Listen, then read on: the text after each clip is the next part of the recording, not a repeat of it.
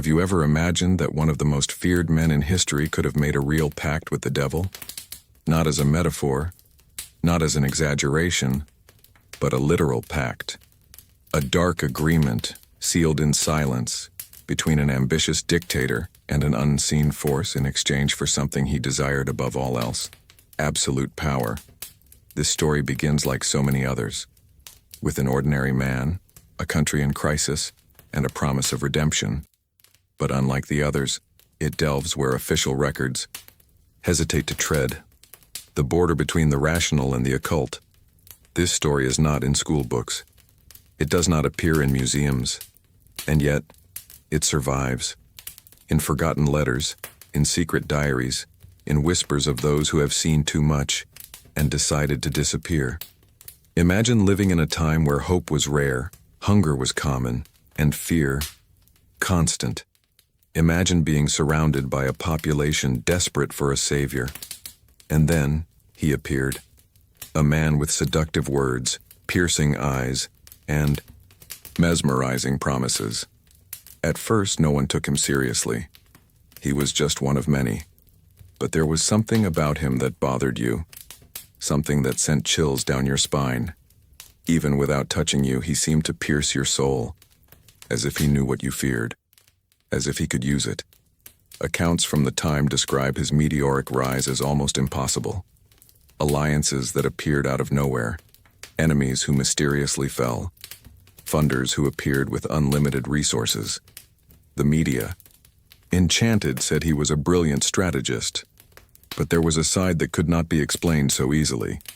Guards reported whispers coming from empty rooms, a strange metallic smell in the air, shadows where there was no light. And the strangest thing, no one dared to challenge him. Those who did, disappeared. His inner circle knew, or at least suspected, but fear kept them from acting. His closest advisor, a rational and skeptical man, began to write everything down in secret. His accounts, discovered decades later, tell of sleepless nights, unblinking eyes, and a presence that followed him everywhere. And then night came. It was raining heavily. He was alone, and something was summoned. The place was isolated, a rural property overgrown with weeds, circles of salt on the ground, ancient statues covered in red cloth, a grimoire bound in dark leather. Those who witnessed it say the atmosphere changed in that instant, as if the air had stopped, as if time had been ripped from the room. From that moment on, nothing was the same. His speeches became more aggressive. His eyes became more empty. His political opponents fell like dominoes. He began to collect strange artifacts, many of them related to cultures that worshipped dark entities. Egypt, Sumeria, Haiti, ancient Rome. All of these were now part of his private library, and he studied them, alone, for hours, days, without sleeping. Some said he was brilliant, others crazy, but to many, he was no longer just human. There were markings on his body, tattoos that had never been there before, ancient symbols, some linked to secret orders from the Middle Ages. A servant claimed to have seen his eyes glow in the dark. Another officer said he spoke an unknown language in his sleep, or what appeared to be sleep, because he rarely slept. And then the disappearances began. First, his opponents. Then, allies who knew too much. People close to him who didn't agree with the way things were going. Everyone disappeared, without a trace. Once a journalist dared to write about a ritual. Days later he was found, mute, blind, trembling with fear as if he had seen hell itself. None of this has been officially documented, but the reports exist. The letters, the files, the testimonies, scattered like pieces of a puzzle that few dare to put together. And you may be wondering, but is this real? Stay with me until the end, because what you're about to discover may surprise you, or even make you question what you've always believed to be just folklore. Because when reality and the occult intersect, not everything is what it seems. His name has disappeared from the books, but his deeds and his pacts live on in the shadows of history. And now that you know the beginning, let's go down another step together. In the next chapter, you will understand how this man came to control an entire nation, not just with words, but with fear, symbols, and what some say is dark magic. Let's go down another step, together. As we explore this story in the shadows, it's impossible not to wonder, how far will someone go to not be forgotten? There's something deeply human, and at the same time monstrous, in this desperate quest for power. And perhaps the most disturbing thing isn't the pact itself, but the fact that so many followed this man even after they realized something was wrong. As if fear was greater than reason, as if they were all tied to him by something stronger than politics, something invisible.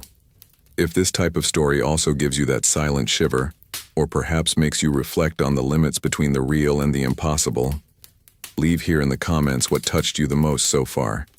Your opinion, your feeling, or even a question. All of this helps to keep this conversation alive and transforms this space into a true refuge for those who also like to hear and think about the stories that no one dares to tell. If this atmosphere, this calmer and more profound way of telling the story makes sense to you, enjoy the video. It may seem simple, but this gesture is like a lit torch in a dark tunnel. It lights the way for other people who are also looking for this type of content to find the channel. And if you want to continue this journey with us, going even deeper into the forgotten corridors of time, subscribe. Because it is your presence here that gives meaning to each episode. Your participation is what makes this channel grow, reach more people, and keep alive the mission of revealing the untold pages of history. Now, close your eyes for a moment, take a deep breath, and imagine yourself in a stone hall, candles lit all around, with the echo of a distant voice reciting words in a forgotten language. That is where the next part of the story begins, and that is where I await you. Now I want to go even deeper into this subject. Imagine living in a place where hope evaporated every day like fog on a battlefield, where the news brought more fear than answers, where the price of bread doubled before the sun set, and where people, already exhausted by crises, looked to any figure with a firm voice as if they could be a bridge to salvation. That was the scenario. A world wounded by the First World War, traumatized by destruction, plunged into an unprecedented economic depression. Entire families were reduced to emotional rubble. Men, once the heads of their households, now wandered without work, with empty eyes and trembling hands. Women sewed, clothes from scraps of silence. Children grew up without toys, but with too many questions. And it was into this devastated space that he emerged. The man whose thirst for control seemed greater than the people's own hunger. He didn't come shouting. He didn't impose himself brutally. His weapon was speech. He offered not just promises, he offered meaning. And in a world where people had forgotten how to trust, he seemed to carry a hidden truth, a greater revelation.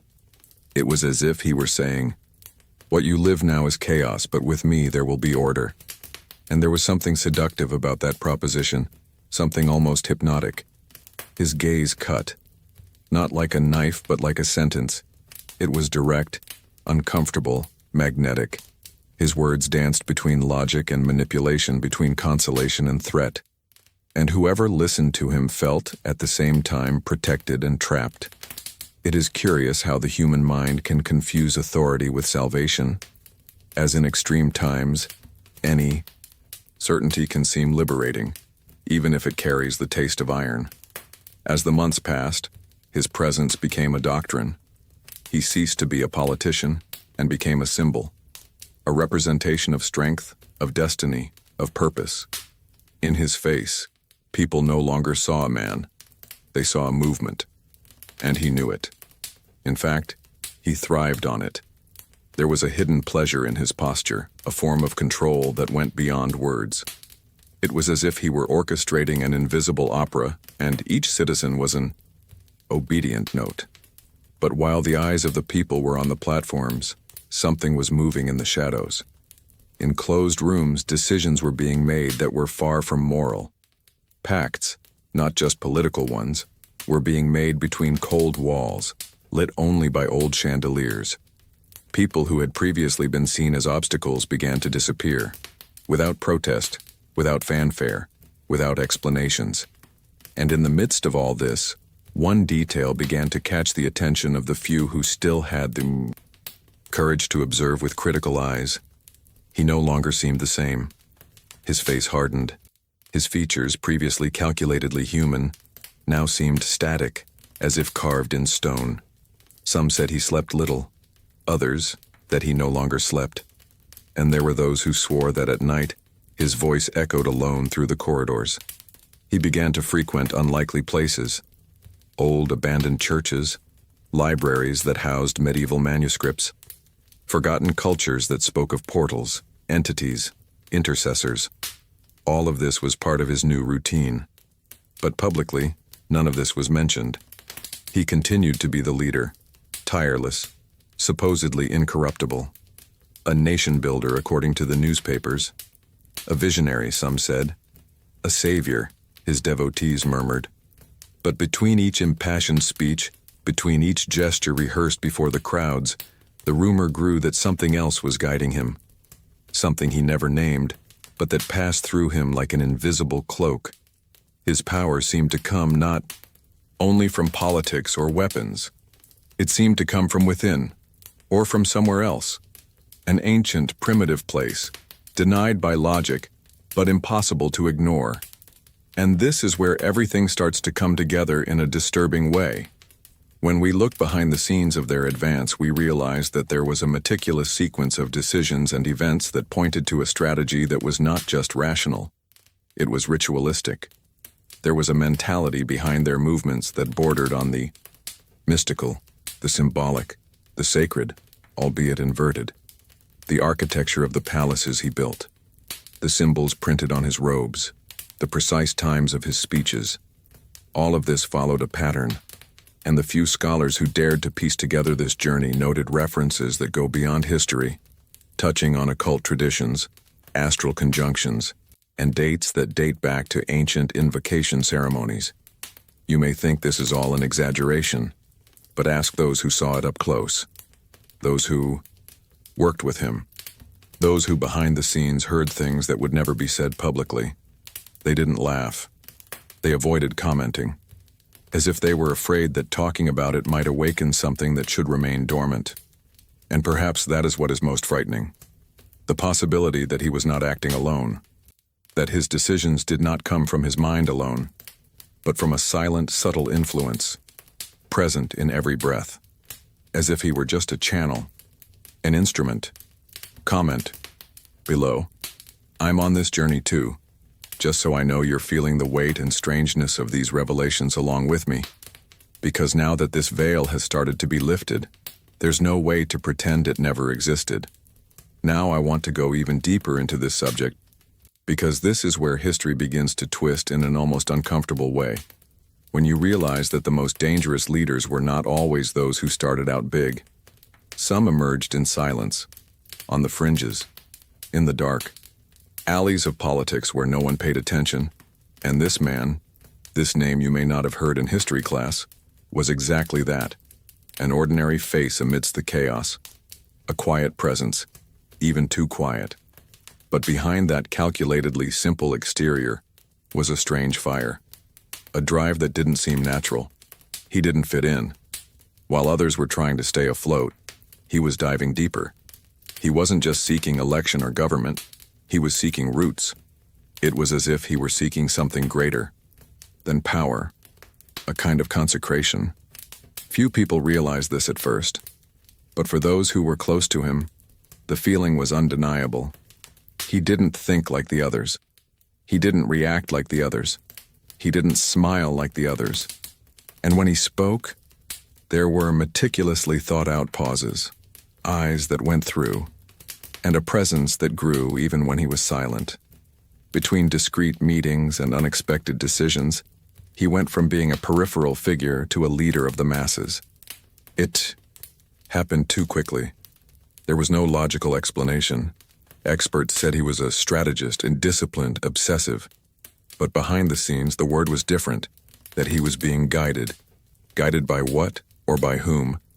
That was the question no one asked out loud. But the signs were there. The decisions that went against all political logic and worked. The allies who appeared out of nowhere and swore loyalty as if hypnotized. The enemies who disappeared before they were even officially confronted. It's strange to think about, but when you look at the changes he went through, you get the feeling that something inside him was being replaced. As if, with each new achievement, he was moving a little further away from his own humanity. His face began to change. Wrinkles appeared in unexpected places. His skin darkened slightly, as if it were always in half light, even in the sun. It wasn't aging. It was something else. A kind of wear and tear coming from within, as if the body were paying the price for sustaining something that didn't belong to it. This hypothesis seems absurd, until you notice the patterns, the dates, the deaths in sequence, the symbols repeated in the photographs of his speeches, the same drawings that appear in ancient documents on forbidden artifacts, in ruins of civilizations that believed in sacrifice as a form of ascension. The hidden truth was not just in what he said, but in what he allowed to be said, in how he manipulated narratives with an almost clinical mastery. He didn't need to control everything directly. He just had to tinker with the structure of words, create heroes and villains with the same sentence, introduce doubt with silence. This mindset, this mastery of perception, was what allowed him to rise without people realizing he was on his knees. While everyone was expecting a noisy enemy, he became a shadow. And the shadow, when well positioned, seems like protection. This is how you build a leadership that goes beyond the rational, that plays with fear, with identity, with the secret desire to be guided. Because in dark times, a firm figure, even if cruel, can seem like the only possible light. And the question that needs to be asked is, did he know what he was doing from the beginning, or was he gradually taken over? Was he leading the game, or was he just a piece who thought he controlled the board? This doubt resonates in many accounts of the time. Some say he read tarot cards in secret, that he talked to old paintings, that he spent entire nights in front of darkened mirrors trying to decipher his own image. But there was something he never did. He never wrote a single personal word. No diary, no intimate letters, nothing that revealed his mind. It was as if there was no real me there, just functions, strategies, decisions, and silences. That in itself is disturbing. And even among his most loyal allies, fear was constant. Not fear of what he might do, but of what he represented, of what was behind him. An invisible but perceptible force that silenced entire rooms, the feeling of standing before something that shouldn't be there. Now tell me, does this make sense to you? Comment below. That makes sense to me. Just so I know you're also noticing these hidden layers. Because the journey we're on here goes far beyond politics, far beyond history. And what comes next only deepens that chasm even further. Now I want to go even deeper into this subject. Because obsession never starts with shouts. It starts with whispers, with a small idea that slowly creeps in, gaining ground, until it feels like part of your identity. And in his case, that idea was simple and dangerous. I was chosen. That phrase, spoken silently, repeated like an internal mantra, was what changed everything. Because it wasn't just ambition, it was belief. An unshakable faith in himself, but fueled by something no one around him could quite name. At first, he might not have understood what this feeling was, but it was there. A constant force like a low, almost imperceptible beat, guiding his thoughts. He believed that there was a greater purpose behind every event, as if fate had reserved a unique role for him. And the more the world around him fell apart, the more this certainty grew. The scary thing is that this transformation was silent. He didn't say anything publicly, but he changed the way he walked, the way he looked, the way he expected others to bow down, even without asking. It was as if something in him said, "This is it. The time has come. They will follow me, because they need me." And the most disturbing thing? He was right. People began to follow him with the empty eyes of someone looking for a compass in the middle of a storm. Behind the scenes, his confidants began to notice small changes in his habits. He spent hours in silence. He read ancient texts, occult manuscripts. His speeches began to carry symbolic expressions, sometimes esoteric, that went unnoticed by many, but not by all. There was a repetition of ideas about rebirth, mission, sacrifice, and over time he stopped acting like a leader and began to behave like an entity. This wasn't just a strategy of control. It was a journey of inner transformation. He was shaping himself into something greater, or being shaped. The line between lucidity and delirium became increasingly thin, and instead of denying it, he crossed it naturally. It was at this point that obsession stopped being a consequence and started to drive every decision.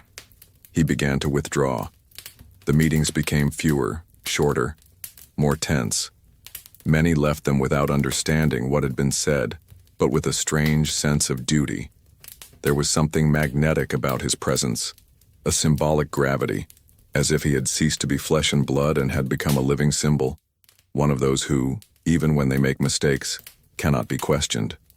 It was at this time that the first reports of strange behavior began to emerge, not only in his speech but in his surroundings. Objects that moved on their own, animals that refused to approach, mirrors covered in dark cloths, and in all his residences, the presence of the same symbol, a circle divided into 3 parts, surrounded by words written in an ancient language, not identified by any of the official translators. This repetition was not accidental. It was part of a pattern, a symbolic construction that, when repeated, created a kind of subtle, almost imperceptible but profoundly effective invocation. This was the secret behind the way he saw himself, no longer as a man guiding other men, but as a chosen one among them, someone who spoke not for himself, but for something greater and older. And the more he believed this, the more his reality became distorted. His human identity began to be replaced by a mystical figure who lived between the physical and the symbolic. And here is the scariest point of all. It worked. The belief was so absolute that it shaped the environment around him. He gradually became what he said he was. Perhaps this explains why, even when faced with absurd decisions, he maintained a calm demeanor. He did not hesitate, because in his eyes, nothing was absurd. Everything was part of the plan, of an invisible script that he swore he knew by heart. There was a gleam in his eyes that was not of excitement. It was of conviction, as if he knew, irrefutably, that he was invincible. And even when faced with criticism, crises, or revolts, he did not back down, because he did not see these moments as obstacles but as tests. He believed that each attack was a stage in a purification, a test imposed by higher powers to refine his mission. And when someone doubted this, he would simply smile. A small, cold smile of someone who did not need to convince anyone, because for him, the truth had already been decided. Now, looking back at this sequence of events and the impact it had on thousands, perhaps millions, of lives, it is impossible to ignore the weight of those small decisions, of the way he began to see himself, of the seed planted within him that grew until it swallowed everything. His obsession was not just with political power, it was a need for transcendence, for eternity. And perhaps deep down, that's what makes this story so disturbing. The idea that madness and absolute faith can feel like the same thing when backed by charisma, silence, and precise timing. Because when a man believes he's the chosen one, there are no longer any boundaries between what he wants and what he's willing to do to get it. Comment below. This is getting too dark. Just so we know you're feeling this shift in the atmosphere too. Because from now on, everything starts to weigh on us in a way that not even the official story could carry for a long time. Now I want to go even deeper into this subject, because it is at this point in the journey that the signs, once small and easy to ignore, begin to manifest. themselves in ways that are impossible to hide. He was no longer the same, not just in his words or his ideas, but in his body, in his eyes, in his silence.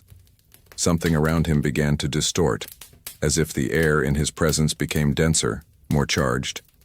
The first reports of his sleepless nights emerged with a disturbing pattern. He no longer slept like the others. It wasn't just insomnia.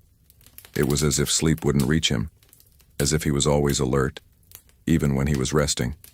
Some guards said they saw him sitting in the library chair for hours without moving, without blinking, with his gaze fixed on a point no one else could see.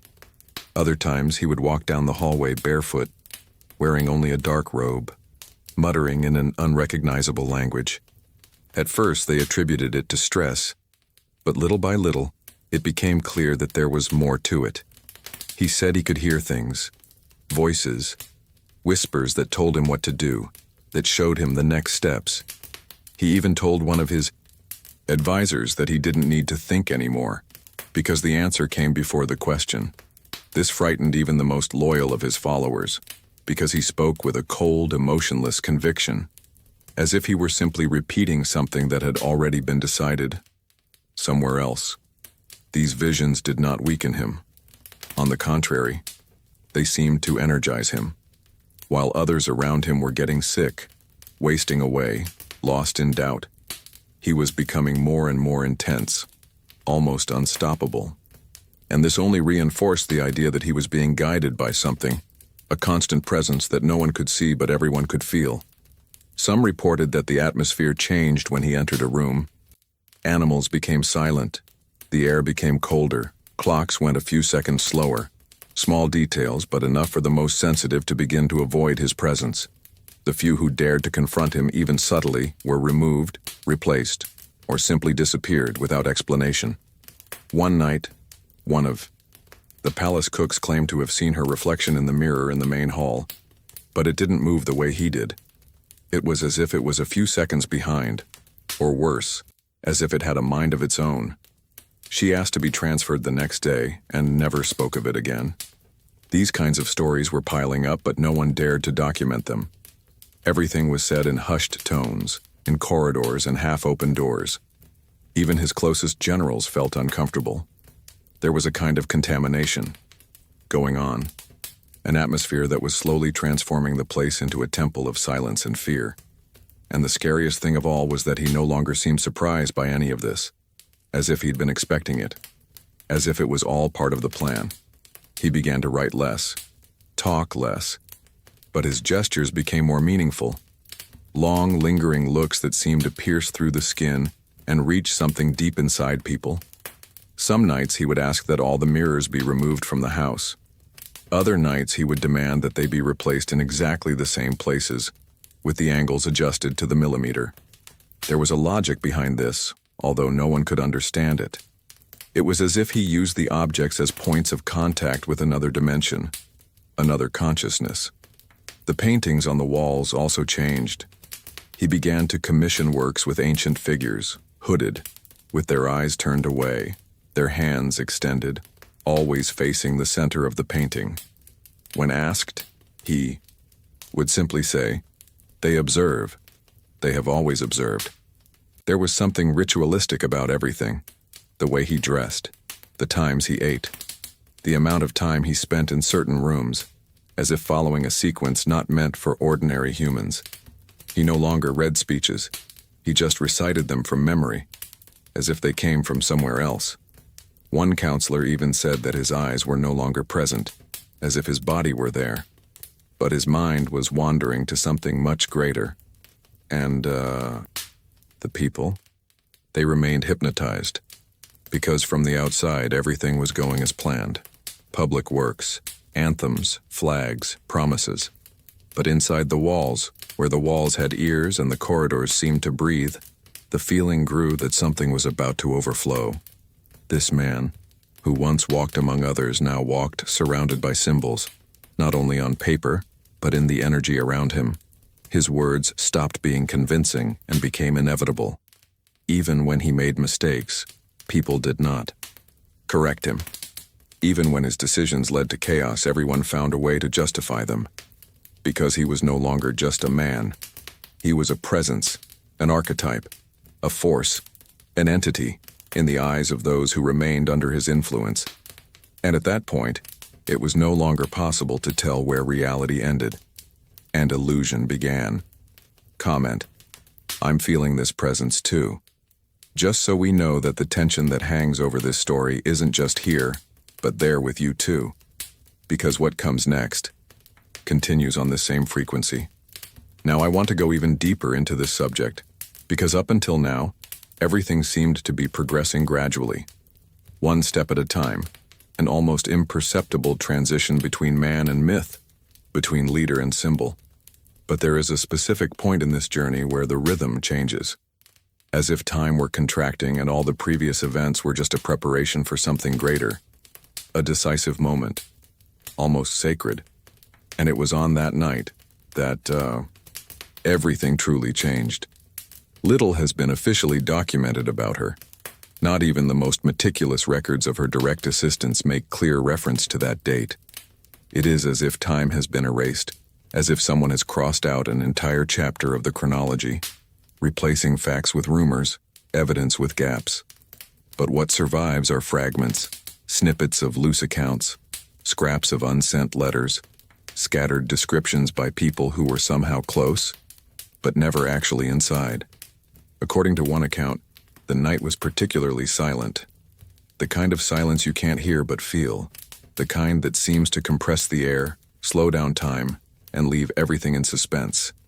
He had dismissed the guards. He locked the library door from the inside.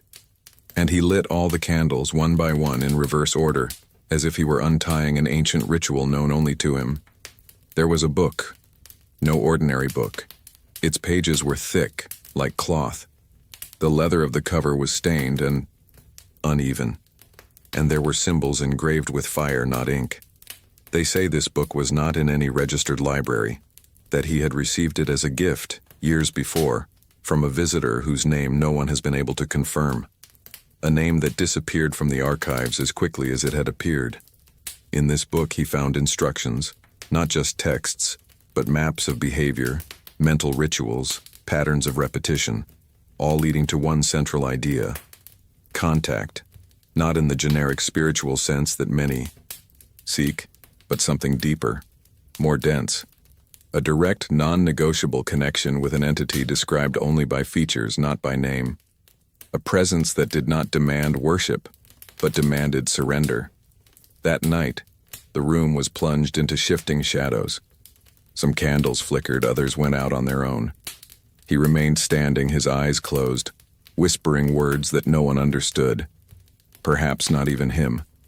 But there, in the center of that space, isolated from the rest of the world, something manifested itself. Not with appearances nor with obvious sounds, but with impact. A change in the field, in the air, in the vibration of matter itself. Reports from servants upstairs say that a sudden pressure descended upon the building. Glass cracked. Plants dried up in the hours that followed. And around 3 a.m. he left the room. He walked slowly to his bedroom. And he slept. For the first time in months, he slept. But when he woke up, it was clear that he was no longer the same. There was something on his face that hadn't been there before.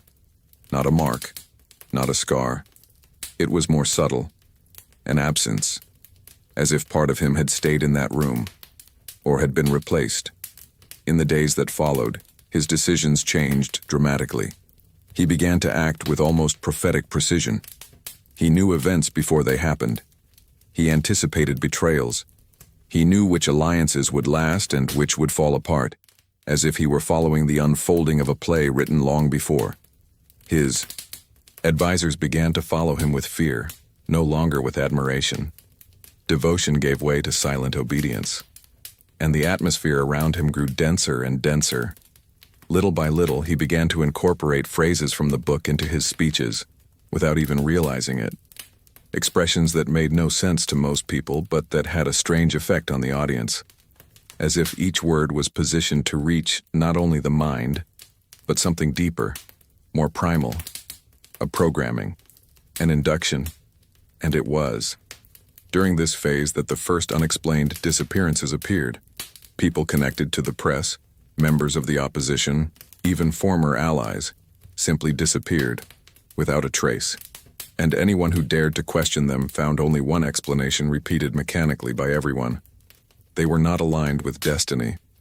That phrase, aligned with destiny, began to be used by all members of his inner circle. It was like a password, a justification, a collective anesthesia. But no one knew exactly what it meant, or who had coined it. They only knew that he used it, and that, ever since that night, his words seemed stronger than his actions. The sick mentality of absolute power was replaced by a supernatural calm. He no longer sought control. He believed he already had it, as if what had been agreed upon in the dark room had given him guarantees. A silent alliance, which dispensed with proof or threats. Over time, fear was no longer enough to explain obedience. There was something else, something invisible, something that acted beneath the skin of events. And even the most skeptical, when they were alone, admitted, he carries something, an energy that is not his, a force that should not be here. Write down, I'm on this journey too, just so we know that you continue to feel each layer of this story as if it were also unfolding in some dark corner of your mind. Because this journey is far from over, and the signs are only just beginning to reveal themselves. Now I want to go even deeper into this subject, because what happened that particular night can no longer be interpreted as just a strange moment or the silent collapse of a man in crisis. The accounts, however fragmented and shrouded in silence, draw a pattern that goes beyond the symbolic and touches directly on the essence of something ritualistic, something carefully prepared, as if it had been in the making for much longer than anyone imagined. And when we speak of ritual, we are not talking about empty staging or superstition. We are talking about structure, intention, conscious transformation. The room chosen was not the largest, nor the most visible. It was in the basement of the property, a space ignored by the official architecture, which was not included in any plan. Its existence was only discovered years later, when the archives began to be opened in dribs and drabs. There, in that sort of stone chamber, was where everything came together. Black candles were arranged in a spiral, shape, with exact spacing. In the center, a low table where the book rested, the same one he had been consulting in secret for weeks. But what really caught the attention of the few who dared to describe the place were the symbols. They were everywhere, engraved on the floor with a dark, shiny, dense substance. Some resembled extinct alphabets. Others were more abstract, like interlocking circular marks with no beginning or end. They all had one thing in common. They seemed to pulse, as if they were breathing in time with the room. One account, written by a messenger who saw the place shortly afterward, said that the symbols appeared to have been drawn with charcoal, but did not stain the finger when touched. It was as if they were embedded in the matter itself, fixed not to the surface but to the vibration of what made up the space. And that, in itself, already placed the event beyond the limits of usual comprehension. But what happened inside cannot be reconstructed with any precision. What we know comes from a series of brief, disconnected testimonies, always told with fear and hesitation. People who heard sounds but could not describe them. Muffled screams that seemed to come from far away, or from inside their heads. A cold wind that swept through the entire house for seconds without a single window being open.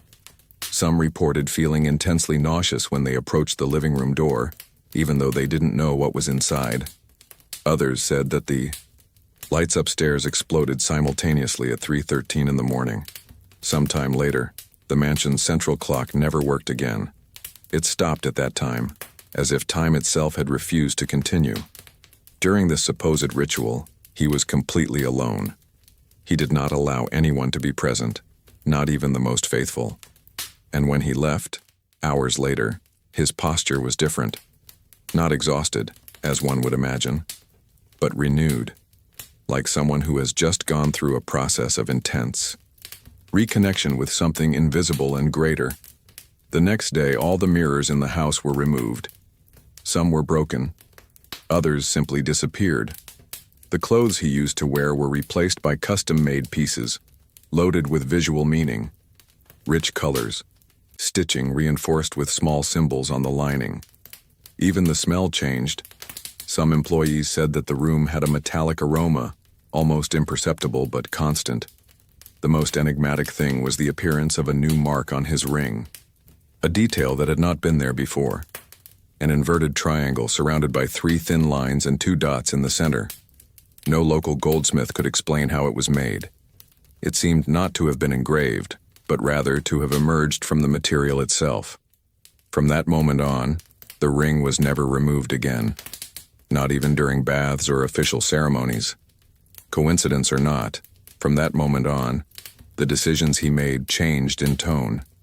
They were no longer pragmatic, political, or economic. They were symbolic.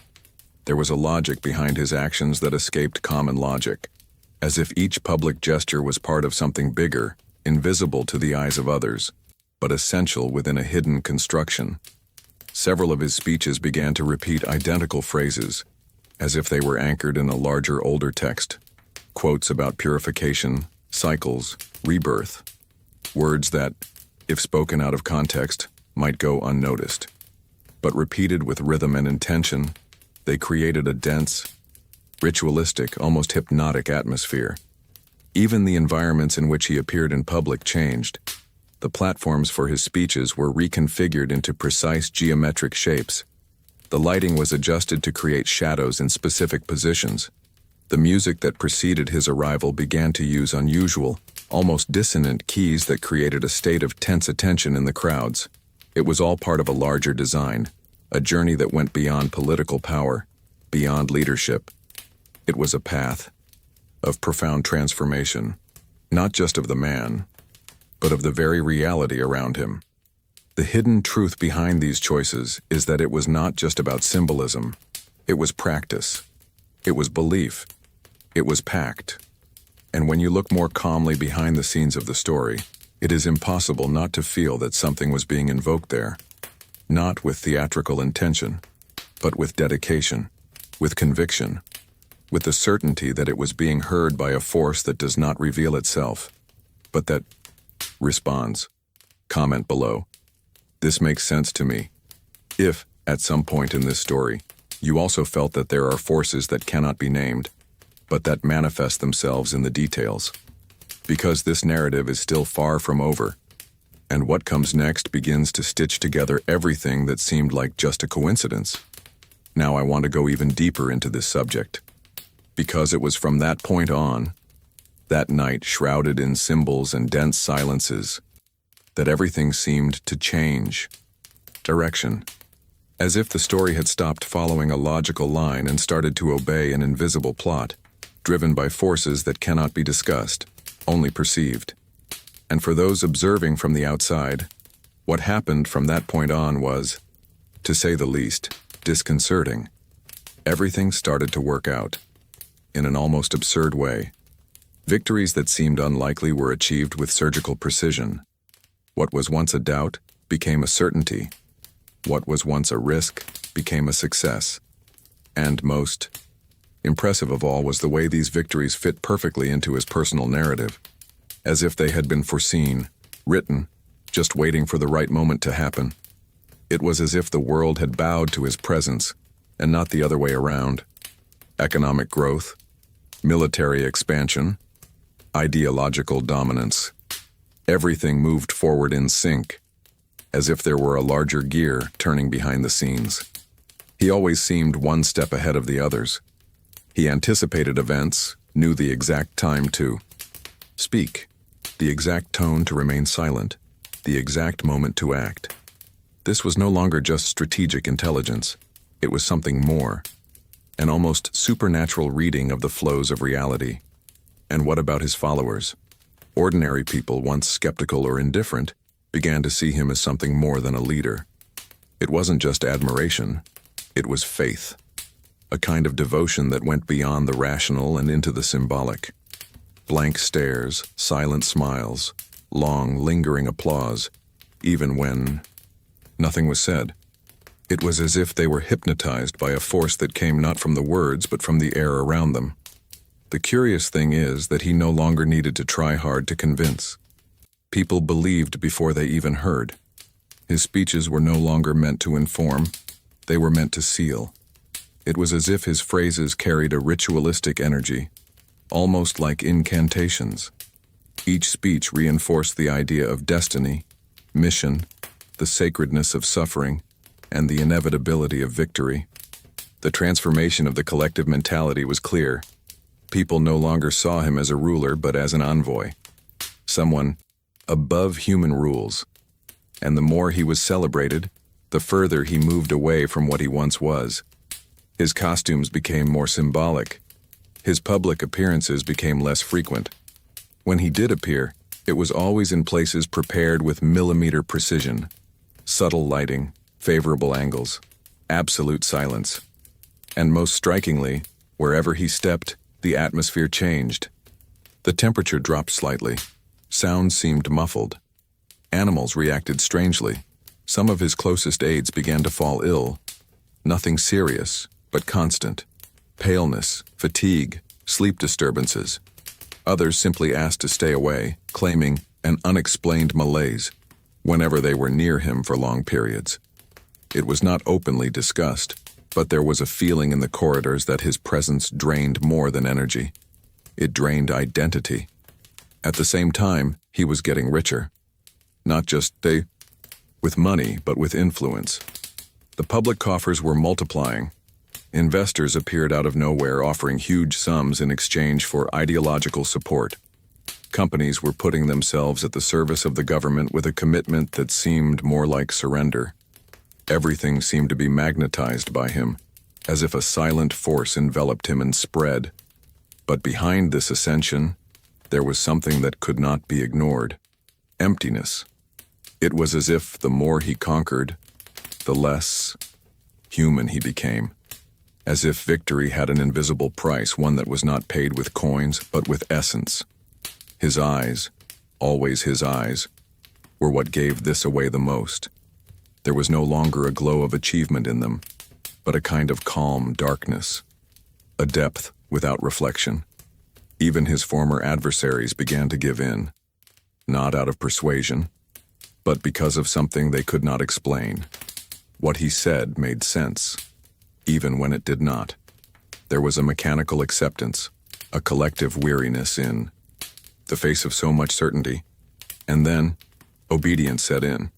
Not as an imposition, but as a natural condition, as if there were no alternative, as if any resistance were not only useless, but contrary to universal logic. The impact of all this was devastating for freedom, but silent in the records. No one wrote about it. No one dared to document it. Fear had ceased to be an emotion, and had become a culture, an invisible structure, sustained by looks, gestures, and that deep silence that sets in when the hidden truth can no longer be ignored, but still cannot be spoken. And in the midst of this new world that he was creating, an uncomfortable question arose, one that few admitted to thinking about. Was he really just a man? Or was there, within him, a presence that used the human form as an instrument? Because everything, absolutely everything, worked in his favor. As if the probabilities had been rewritten, right down. It seems like he never lost. Just to see if you're also feeling that strange weight of absolute victory, which sometimes scares you more than defeat. Because what comes next begins to expose the true cost of so much success. Now I want to go even deeper into this subject. Because when everything starts to go too well, too quickly, too perfectly, it's natural to be suspicious. And if before everything seemed to revolve around his figure, his aura, his obsession with control, now an even more enigmatic element enters the scene. A manuscript. An ancient text. A set of words that didn't come from him, but that began to guide him as if they did. The manuscript was discovered during a discreet expedition, sent under the guise of archaeological research in a war-torn territory. Details were hidden, public reports falsified, and the excavation site erased from the cartographic record.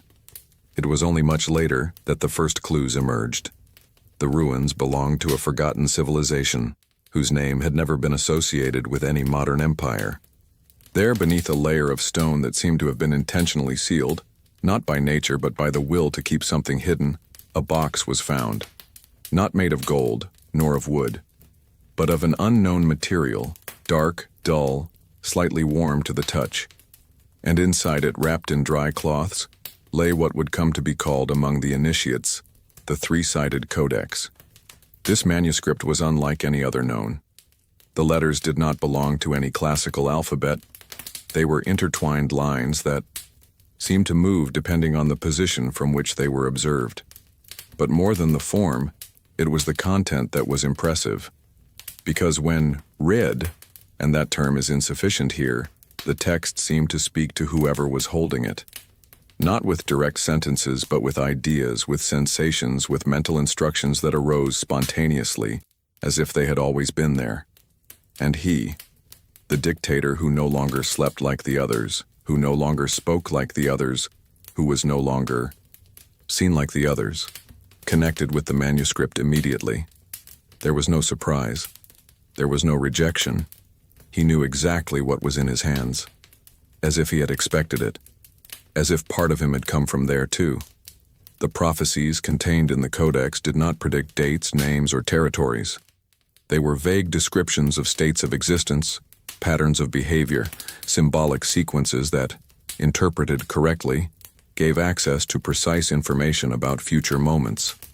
As if time, for that text, were a malleable field.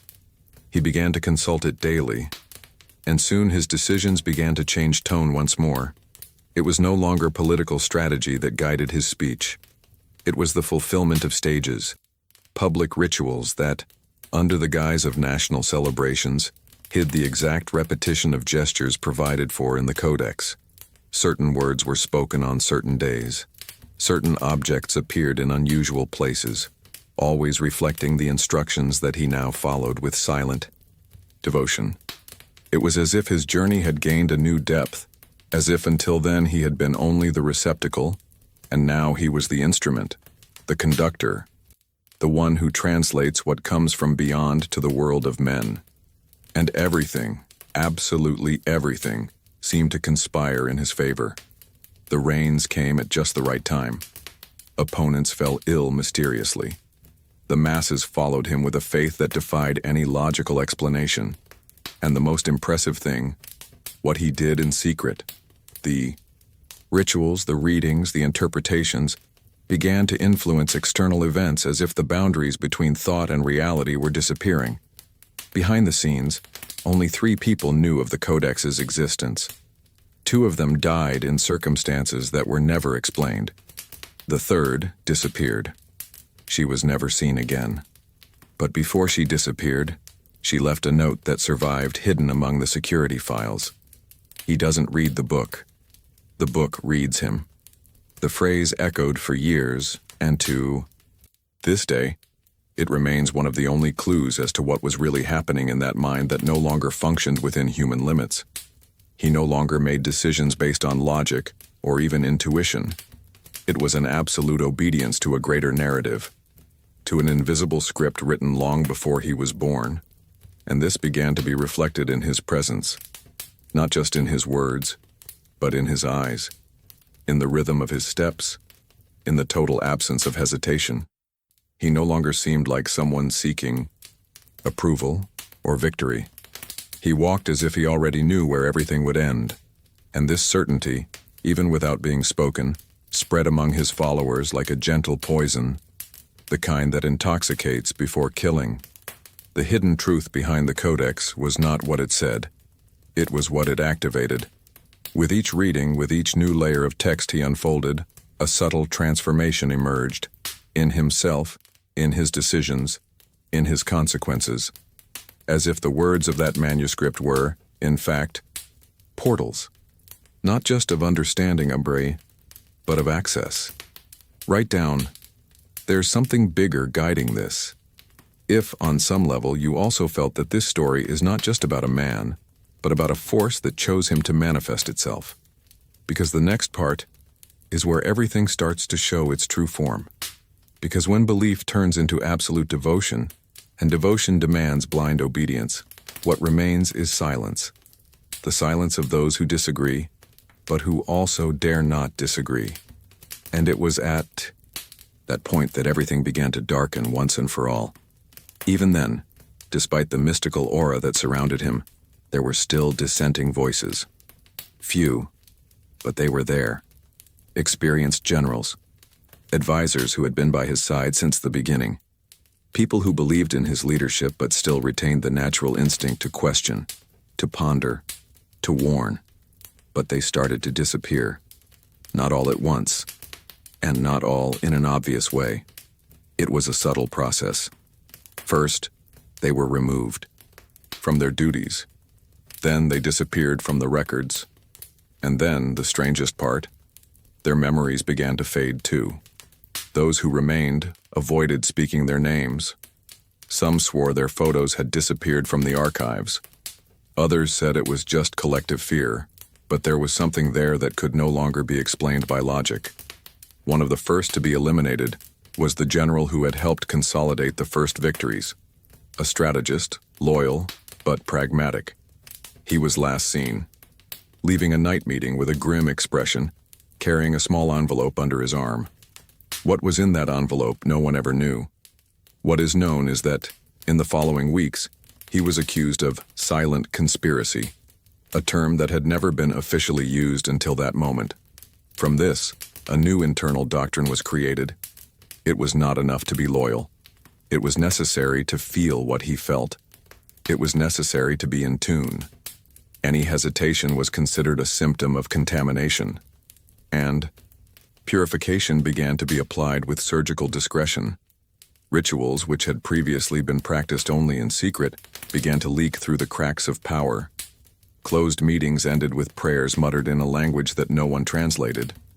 And the disappearances intensified.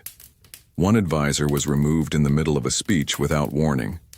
Another was called in for a review of ideological alignment and never appeared again. Even public figures once untouchable began to be discarded. But what drew the most attention was not their physical disappearance. It was the constant feeling that something had been erased from reality itself, a kind of subtle distortion in the collective memory, as if the presence of these people had been deleted in a symbolic and functional way. There was a pattern that few noticed, and that no one dared comment on. Everyone who disappeared had, at some point, shown doubt. Not anger, not betrayal, just hesitation, a look that lingered too long. A broken sentence, an uncomfortable silence. It was as if he could pinpoint with almost divine precision the exact moment when someone began to disconnect from his vibration. And it was there that the codex, the manuscript, came into action again. The symbols it carried, the rituals it practiced, seemed to amplify this perception. It did not need proof. It felt. It knew. And when it knew, it acted. With precision. With coolness. With a conviction so deep that it allowed no regrets. The hidden truth here is that this phase marks the definitive transition between man and entity. The dictator no longer sought to govern. He sought to purify. And to do so, he needed to eliminate any noise, any deviation in frequency. And with each purification, he grew stronger. Those who remained close became more devoted. Those who feared kept quiet. And those who resisted disappeared. This journey created a new kind of environment, one where the fear was no longer of dying, but of being forgotten, of becoming a shadow, of having one's existence erased not only from documents but from the collective consciousness itself. A deep fear, which paralyzed more than any physical violence, and he knew it. He used it. He fed it. The final transformation was underway. Now all that was left around him was a chorus of agreement. No one thought, they just repeated. No one dreamed, they just obeyed. And at this rate, His presence began to be read, not as a command, but as destiny. He was no longer the leader. He was the path itself, and following it was the only option. Comment. This makes sense to me, just so we know who is still seeing the signs hidden behind the silences, because in the next thread of the narrative, even time seems to start obeying him. Now I want to go even deeper into this subject, because it is precisely in the most subtle details, in the moments of silence, in the spaces between orders and decrees, that true transformation begins to manifest itself. Absolute power, in itself, creates distortions. But what began to happen within the palace walls went beyond politics, logic, even paranoia. It was something different, something that could not be explained with fear, but with presence, an invisible but unbearably real presence. The first to notice were the guards, those who guarded the most restricted wings, who spent nights awake in the cold corridors, among ancient tapestries and locked doors. Men trained to ignore noises, to keep their minds steady, not to give in to their imaginations. But even the most experienced began to report the same sort of occurrences. Voices, not screams, not moans, whispers. They were short, almost muffled murmurs, coming from inside the walls, loose phrases, sometimes in languages they didn't know, other times in their own language, but pronounced as if by breathless mouths. When they tried to follow the sound, it disappeared. It returned minutes later, on the other side of the hallway. On nights with a new moon, it was even worse. The words became clearer, as if they were calls, invitations. One of them, a veteran soldier with over 20 years of service, had resigned.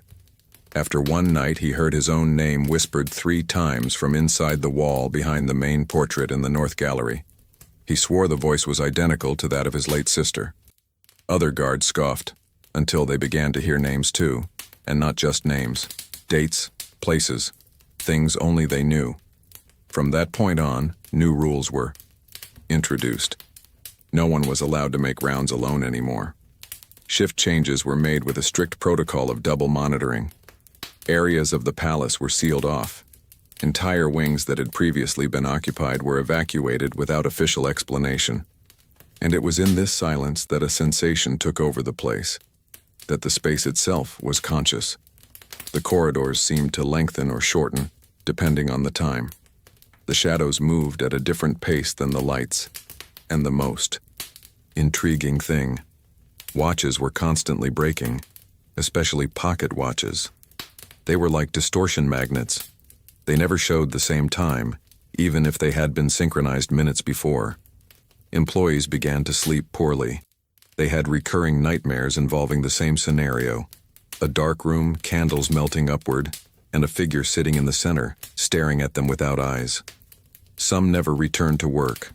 Others were hospitalized, diagnosed with extreme exhaustion. But among them, a phrase circulated, spoken in a low voice like a warning. He's not alone in there anymore. And indeed, he no longer seemed alone. He needed no companions. He rarely called meetings. When he spoke briefly and to the point. When he listened, he stood still, as if listening to something other than what was being said aloud. His eyes sometimes moved to the empty corners of the room, as if someone were there, and perhaps they were. There was one room in particular, one that no one but him could enter. It was located in the exact center of the building with sealed windows and triple doors. Sound didn't travel through the walls. Anyone who passed by said they felt an involuntary shiver, a heaviness in the air, as if gravity were intensifying inside. And it was always after spending a few hours in that room that he would emerge calmer, but with an absent look, a kind of tranquility that doesn't calm, that disturbs, as if he had made contact with something, received instructions, lined up the next step. The most controversial, cruelest, most definitive decisions always came the day after these visits. No one questioned it, because it was no longer fear that maintained order. It was the certainty that something was there. It didn't need to be seen. It didn't need to be understood. It just needed to be felt. And it was. by everyone. Right there. There is something inhabiting the silence. If, at this point, you also felt this presence that cannot be explained but that fills every unspoken space. Because from now on, the line between the visible and the invisible begins to disappear. Because up until now, the signs had been scattered like fragments of something larger. Voices, disappearances, subtle changes in the environment. But from this point on, a new element began to emerge with disturbing clarity. No longer disguised, no longer hidden. A symbol, always the same, repeated, stamped with an almost obsessive precision. At first it appeared discreetly. Small embroidery on the corner of the uniform. A detail on the buttons. A symmetrical design engraved in relief on the holster of the ceremonial dagger. But as the days went by, the symbol grew. It gained prominence on the buckles, insignia, and flags of the regiments closest to it. It was not an official coat of arms. No decree authorized it. But it was there, and no one questioned it. To most, it was just another military emblem, a sign of power, an adornment. But to those who studied ancient history, esoteric archaeology, and archaic symbology, the design had a much older and much darker origin.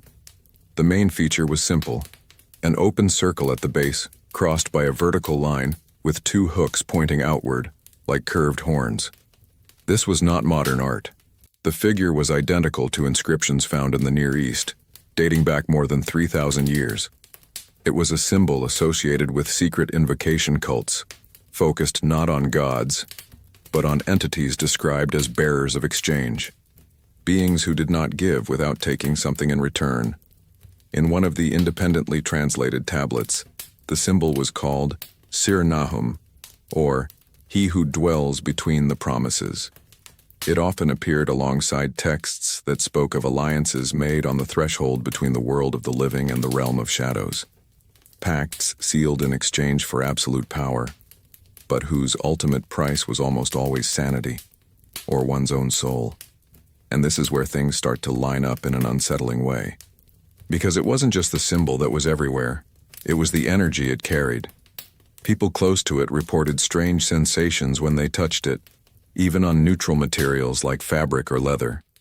Chills, dizziness, palpitations.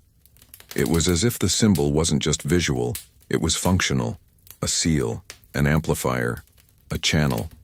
And the most impressive thing, the dictator himself began to draw it, repeatedly, even without paper. He would draw it with his finger in the dust on the table, on the fogged glass, in the air, while he thought. Some said it was a nervous tic, but those who knew him well could see. It wasn't random. It was always the same movement, the same rhythm, the same order, like a ritual gesture, as if it kept him anchored or protected.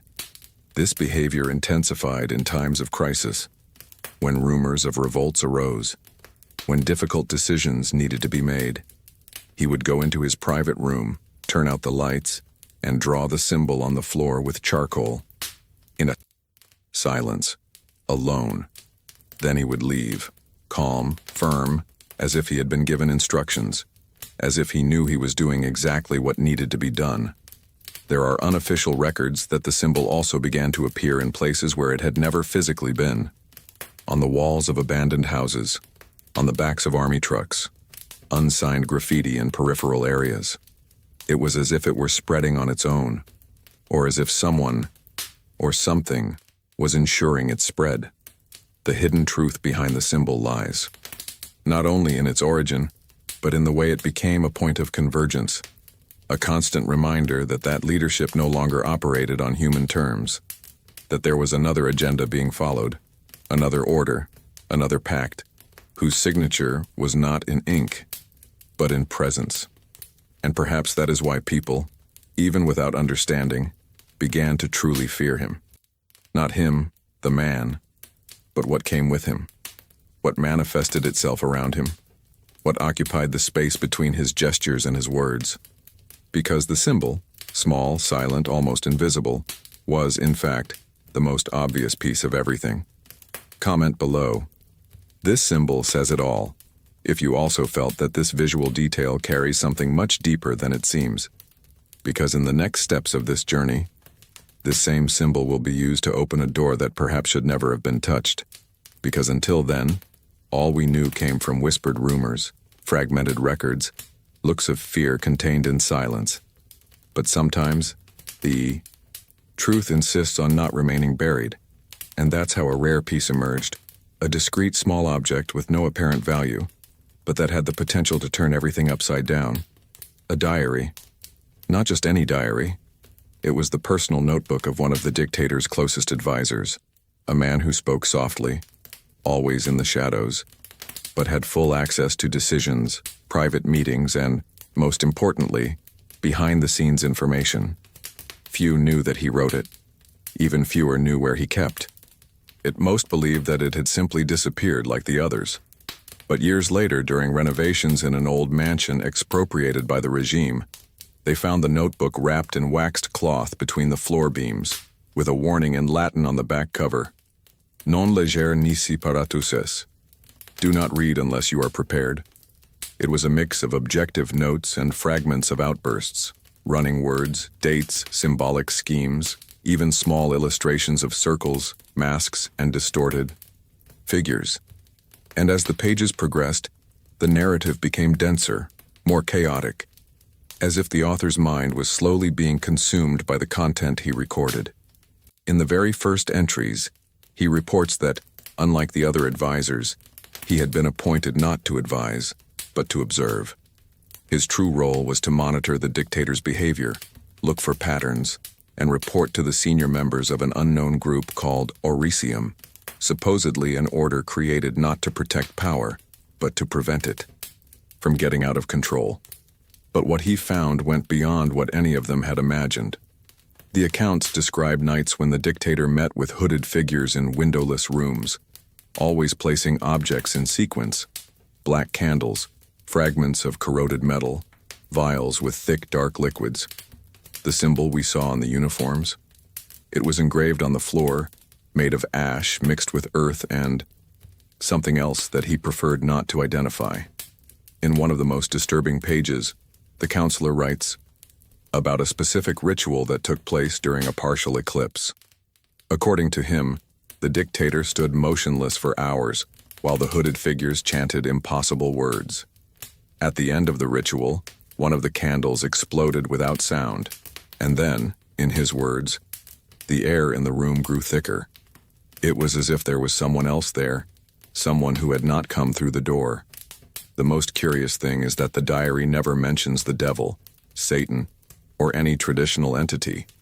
Instead, it always uses the expression, the one who changes, or the third between time, as if what was manifesting itself was not evil in the religious sense, but in the structural sense, a force whose mere presence corrupted the natural order of things. And then come the more personal stories. The counselor describes how he began to lose track of the days, how the clocks in his room stopped at 3:33, how his shadow seemed to move at a different pace than his body, how he began to hear his own thoughts in a voice that was not his own. The transformation was slow and inevitable, but the most disturbing thing, he did not want to resist. Part of him was fascinated. There is a passage that he repeats on several pages, as if it were a warning to those who came after him. Everything he does with conviction, but not everything he does is part of him. There are decisions that are not his. There are desires that are not born in him. He just channels them. And that's what changes. Everything. Because it shows that the pact was not symbolic. It was not metaphorical.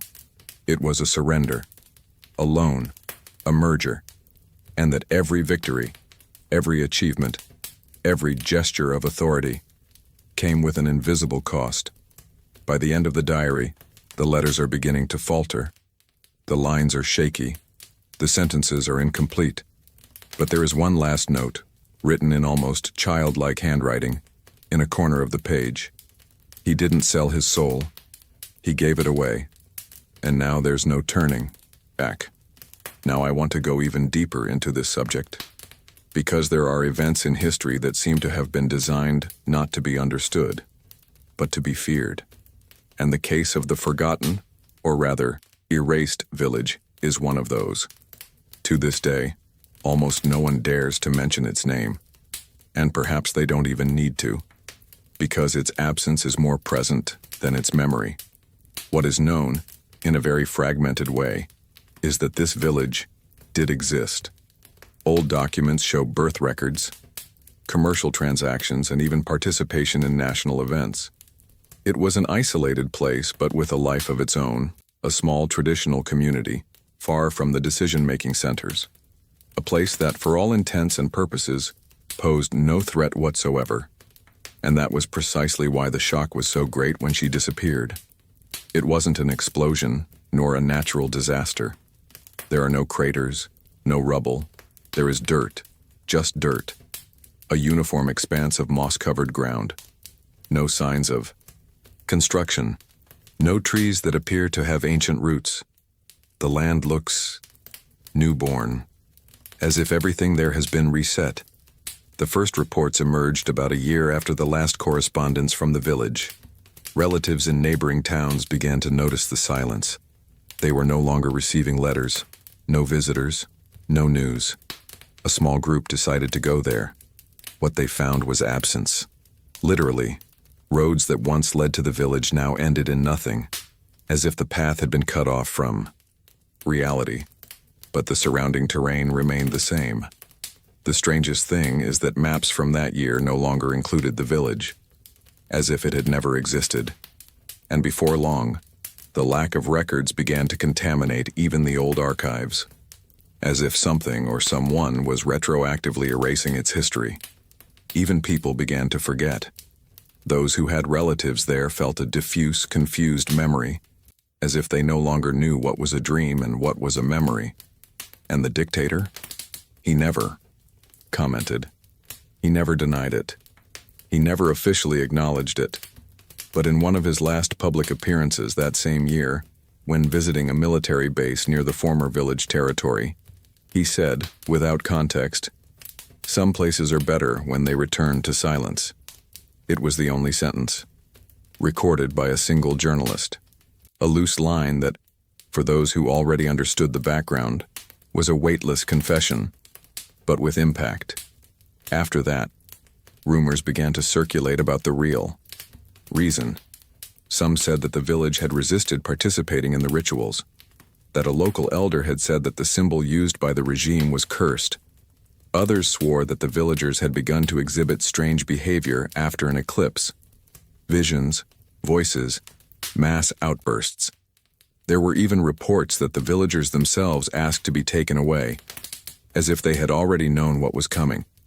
But the most frightening version came from within, from a former officer who deserted years later and, in a clandestine interview, revealed a detail that completely changes the perspective.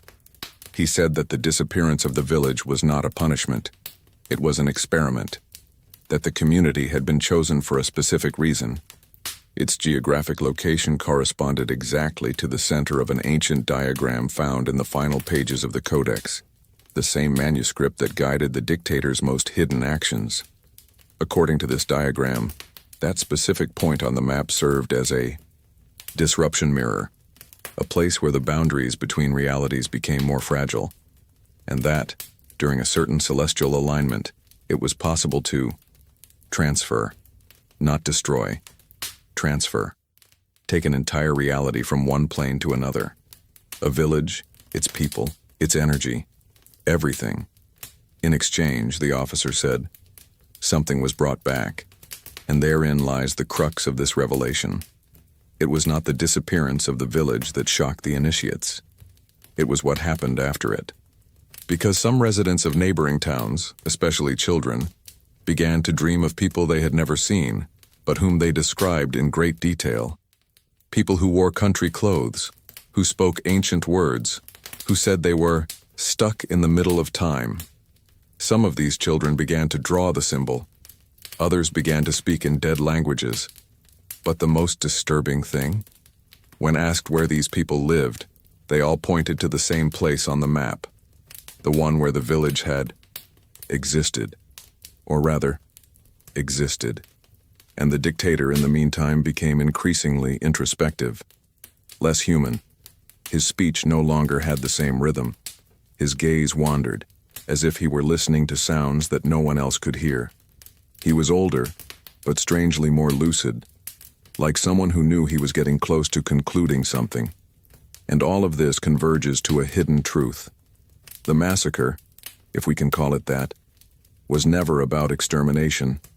It was about exchange, about activation, about a kind of transformation that goes beyond the physical, the political, the spiritual.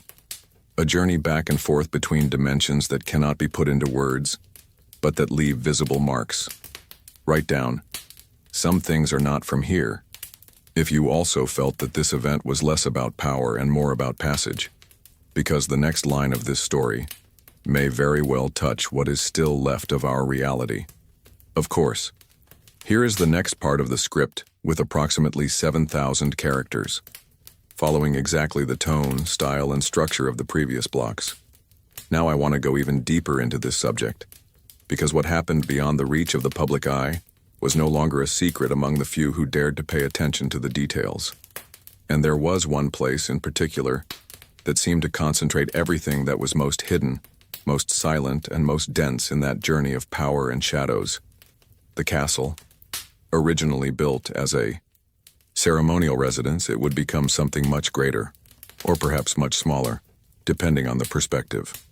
A capsule out of time. The structure itself was ancient. Its foundations dated back to the 16th century, but it had been renovated with almost obsessive care during the early years of the regime. Symbolic details, darkened stained glass windows with unidentified inscriptions, observation towers with architectural angles that, according to modern engineers, made no structural sense. But what really caught the eye was the protocol surrounding the place. During the day, visitors were allowed. Official meetings took place. Public ceremonies, restricted dinners, calculated appearances. But when the sun went down, and no matter the season, a sign was posted on the main gates. Activities closed until further notice. It was a euphemism, because in practice, no one entered after dusk. No staff, no guards, not even high-ranking officials. Security was reduced to the bare minimum. Cameras turned off. Records were blank. The castle became a blank on the map, but the energy around it said otherwise. Residents of the nearby village spoke of strange lights appearing in the upper windows, even though there was no electricity in that area. Others reported muffled sounds, like prayers or chants, coming from underground. And then there was the wind. Always a wind that began just as the last ray of sunlight disappeared. It came from the center of the castle, swirled around the towers and disappeared as if on purpose. There was also the central clock, positioned in the east tower, one of the only ones from its time still working, but it never showed the same time 2 nights in a row. It was as if time within that space was subject to another type of counting. A former employee interviewed anonymously decades later said the castle seemed to breathe at night. The corridors seemed to stretch or shrink depending on who was passing through them, he said. He was once allowed to stay late after an official ceremony. He was told he could rest in one of the outer wings. Around 2 a.m., he heard a door open, but there was no sound of footsteps, just a faint scratching. When he came out of his room, everything was locked from the inside. But there is something even more symbolic to this story, because among the books left in the castle, some found years later hidden behind wooden panels, were handwritten notes with diagrams that resembled not defense systems, but inverted astrological maps, as if someone were trying to align the castle's architecture with something that was not visible in the sky. Not constellations, but absences, spaces between stars, a kind of cartography of the void.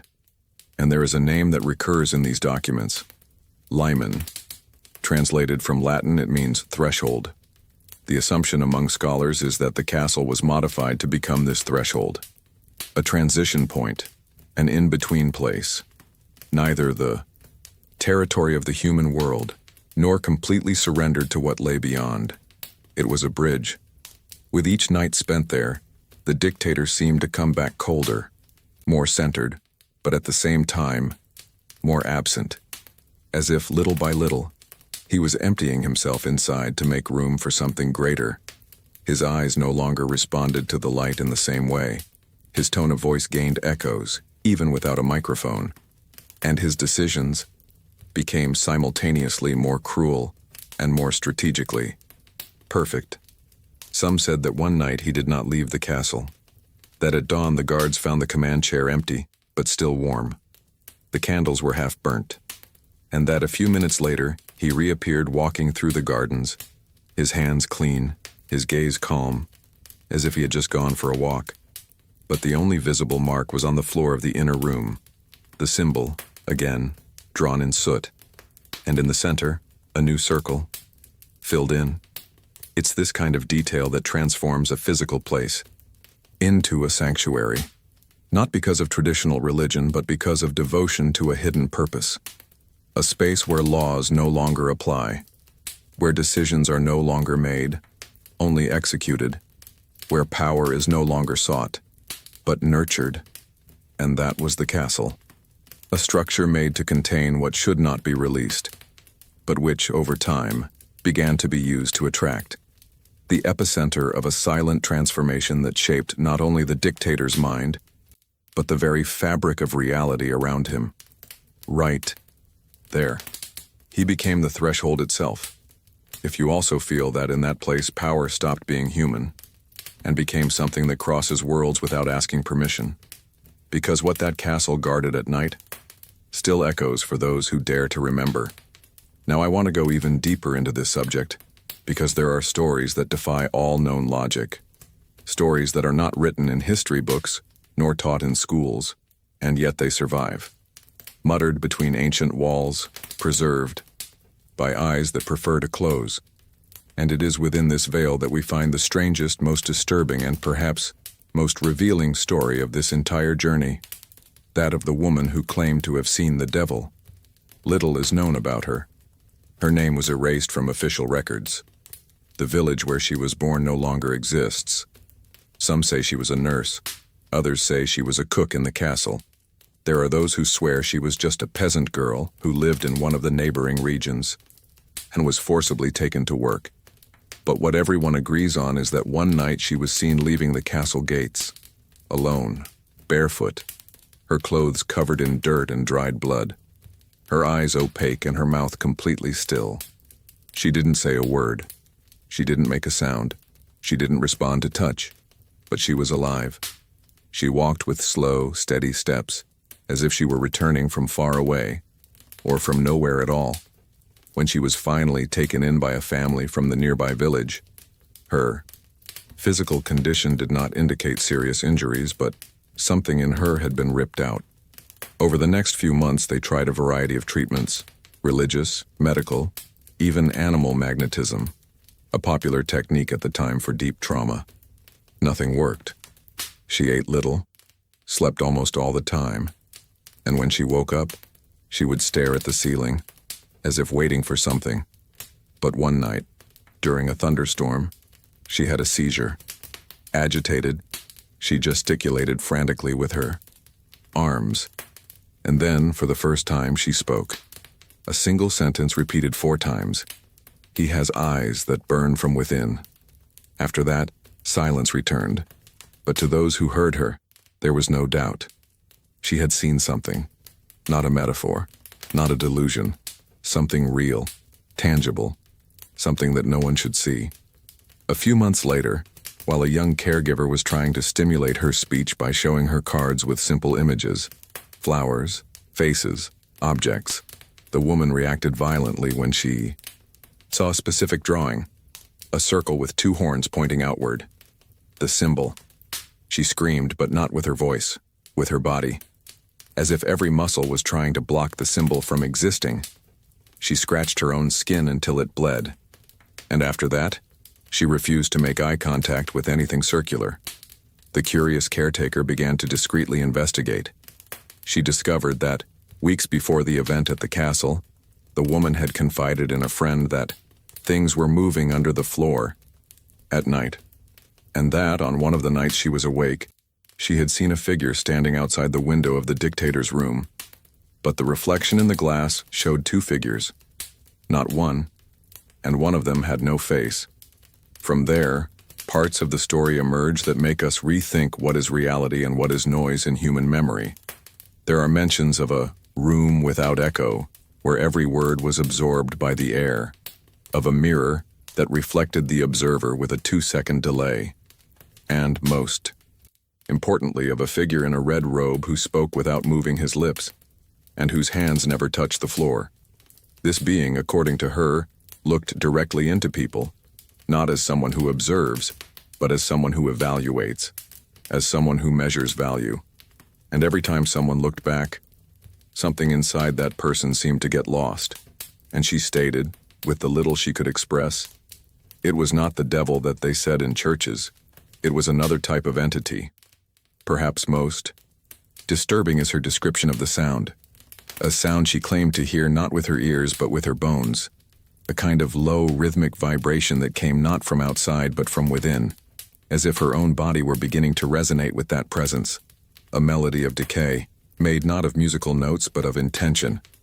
After this story, the woman never spoke another word. Her eyes gradually lost the ability to follow movements.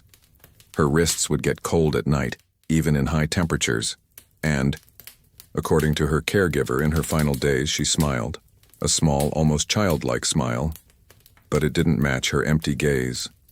When she died, there was no ceremony, no official death certificate. Her body was buried in unconsecrated ground, under direct orders from local authorities.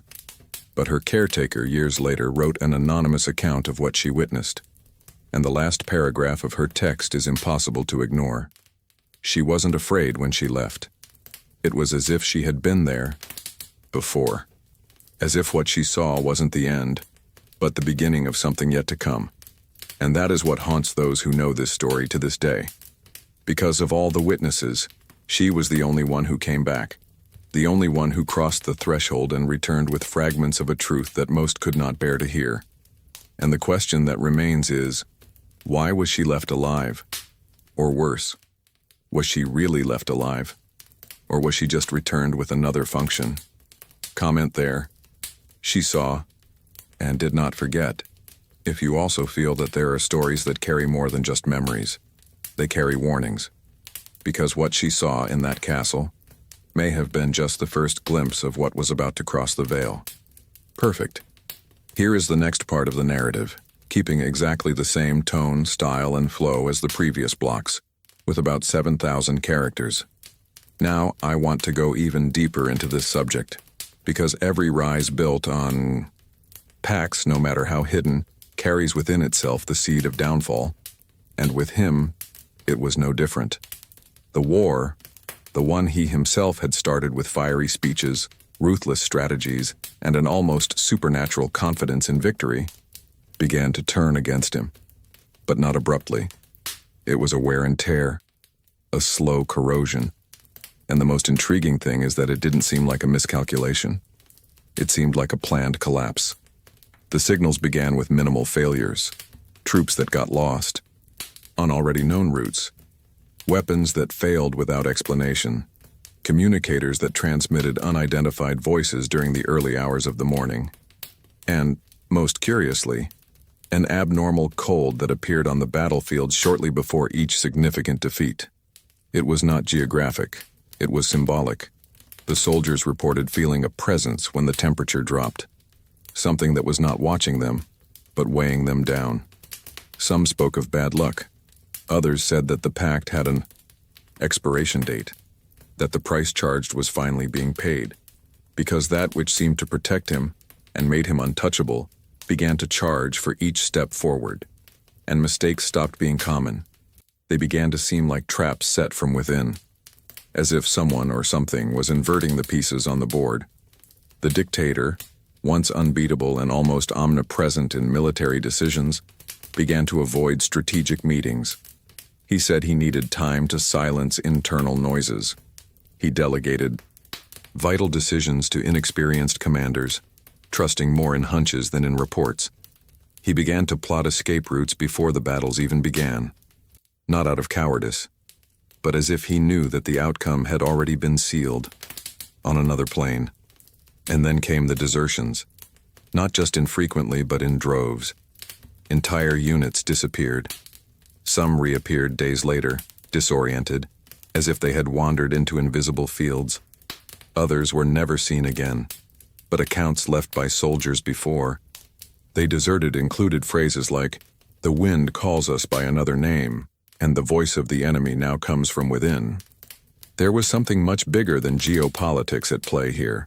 It was spiritual, it was dimensional. It was the failure of a system that could no longer sustain the imbalance created by its own creator.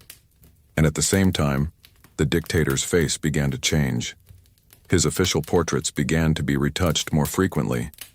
His public appearances were made from a distance, through poorly captured transmissions, where the image wavered as if the air around him was constantly boiling. In one of his final speeches, his voice was recorded at such a low frequency that, when played on old radios, it caused interference even in nearby household appliances. Some acoustic researchers still claim that the speech contained a second layer of sound, something inaudible to the human ear but detectable by analog devices. A kind of code buried beneath the words. And this discovery has rekindled the theory that the true purpose of the pact was not to win an earthly war, but to keep a passage open, a channel of communication between worlds. And that, when it failed, this channel began to leak. And what was leaking wasn't just energy. It was influence. Entire populations began to exhibit unusual behaviors. Children had nighttime outbursts. Adults spoke to themselves in dead languages. Ancient symbols resurfaced in random places, such as urban graffiti, drawings in school, notebooks, or unexplained tattoos. It wasn't a coincidence, it was a reflex. Because if the pact was breaking, the price had to be redistributed. And he knew it. His diaries, found years later in secret compartments in the castle, show increasingly disjointed entries. Repeated phrases like, "They follow me even in the dark. The fire went out from the inside out. Time bends when I sleep." These are not the thoughts of a defeated man, but of someone who no longer knew where his conscience ended, and the influence of the other side began. And perhaps the most symbolic moment of its downfall was the day when one of its ancient statues, located in a central square, cracked exactly in half, without an earthquake, without an impact. It split from top to bottom, as if something had cut it from the inside. People ran away. But what caught the most attention was what was inside the statue. An empty compartment, a niche, as if it had been built to house something. From that moment on, there was no doubt the pact had turned against him, not because it was broken, but because it was fulfilled. And now the very power he had summoned no longer needed him to sustain itself. It was self-sufficient. It was established. Write down, when everything turns against you, if you also feel that there are forces that, once awakened, never go back to sleep, because this turnaround in the war may never have been a military defeat, but proof that the price charged for certain pacts always comes, with invisible interest. Now I want to go even deeper into this subject, because there are moments when transformation ceases to be symbolic and becomes visible, physical, undeniable, no longer a metaphor, but evidence. And with him, that evidence began in the eyes. What had previously reflected the calculated arrogance of a cold strategist began to reveal something inhuman. It wasn't just a change in expression. It was a change in presence, a sensation that those closest to him described as looking at something that knew too much, but that, at the same time, no longer cared about anything here. The first reports came from the soldiers themselves. Men trained for war, accustomed to the absurd and the unbearable. And yet, they hesitated to look him in the eye. Some reported that if they stared at him for more than 3 seconds, they felt dizzy, nauseous, or a kind of discomfort in their stomach, as if they were being unmoored from reality. Others reported that, during meetings in the bunker, they felt his gaze pierce through everyone, as if he knew what each one was thinking before the word was even spoken.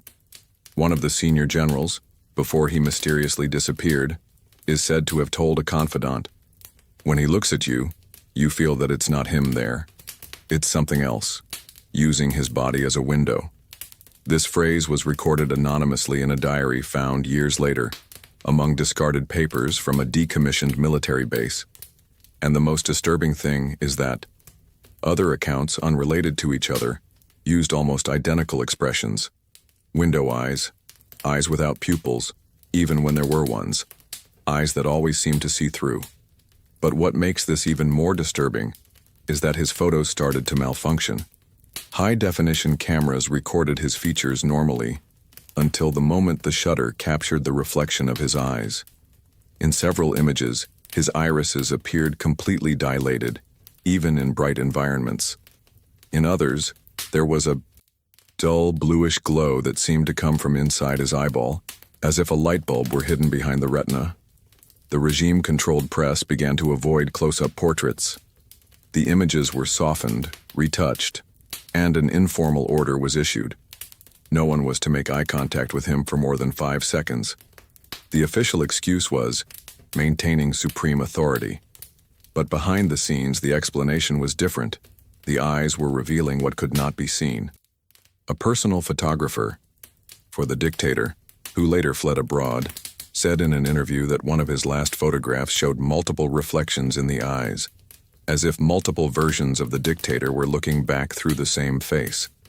It was as if the eyes were fragmented mirrors, and in each fragment there was a different entity, he said. This photo, he said, was confiscated immediately after it was developed. The negative has never been found.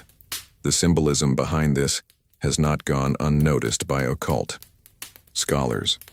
Many have associated the ocular transformation with ancient legends of conscious possession, when the entity does not need to completely dominate the body, but only manifests itself through a sensory window. The eyes, in this context, would no longer be an organ, but a portal, a direct access to that which inhabited the body behind the flesh. And there was an even more macabre detail. His eyes never blinked during speeches. This was confirmed by an analysis carried out by an exiled journalist who reviewed more than 200 hours of footage. During each continuous speech, the dictator remained with his eyes open for abnormally long periods of time, 60, 90, even 120 seconds, without tearing up, without showing any human reflexes. He just stared, as if the biological function itself had been deactivated as unnecessary. Castle guards, on their nightly rounds, said that lights came from inside the rooms, even when the windows were covered. But it was a cold light, without a source, a brightness that cast no shadows.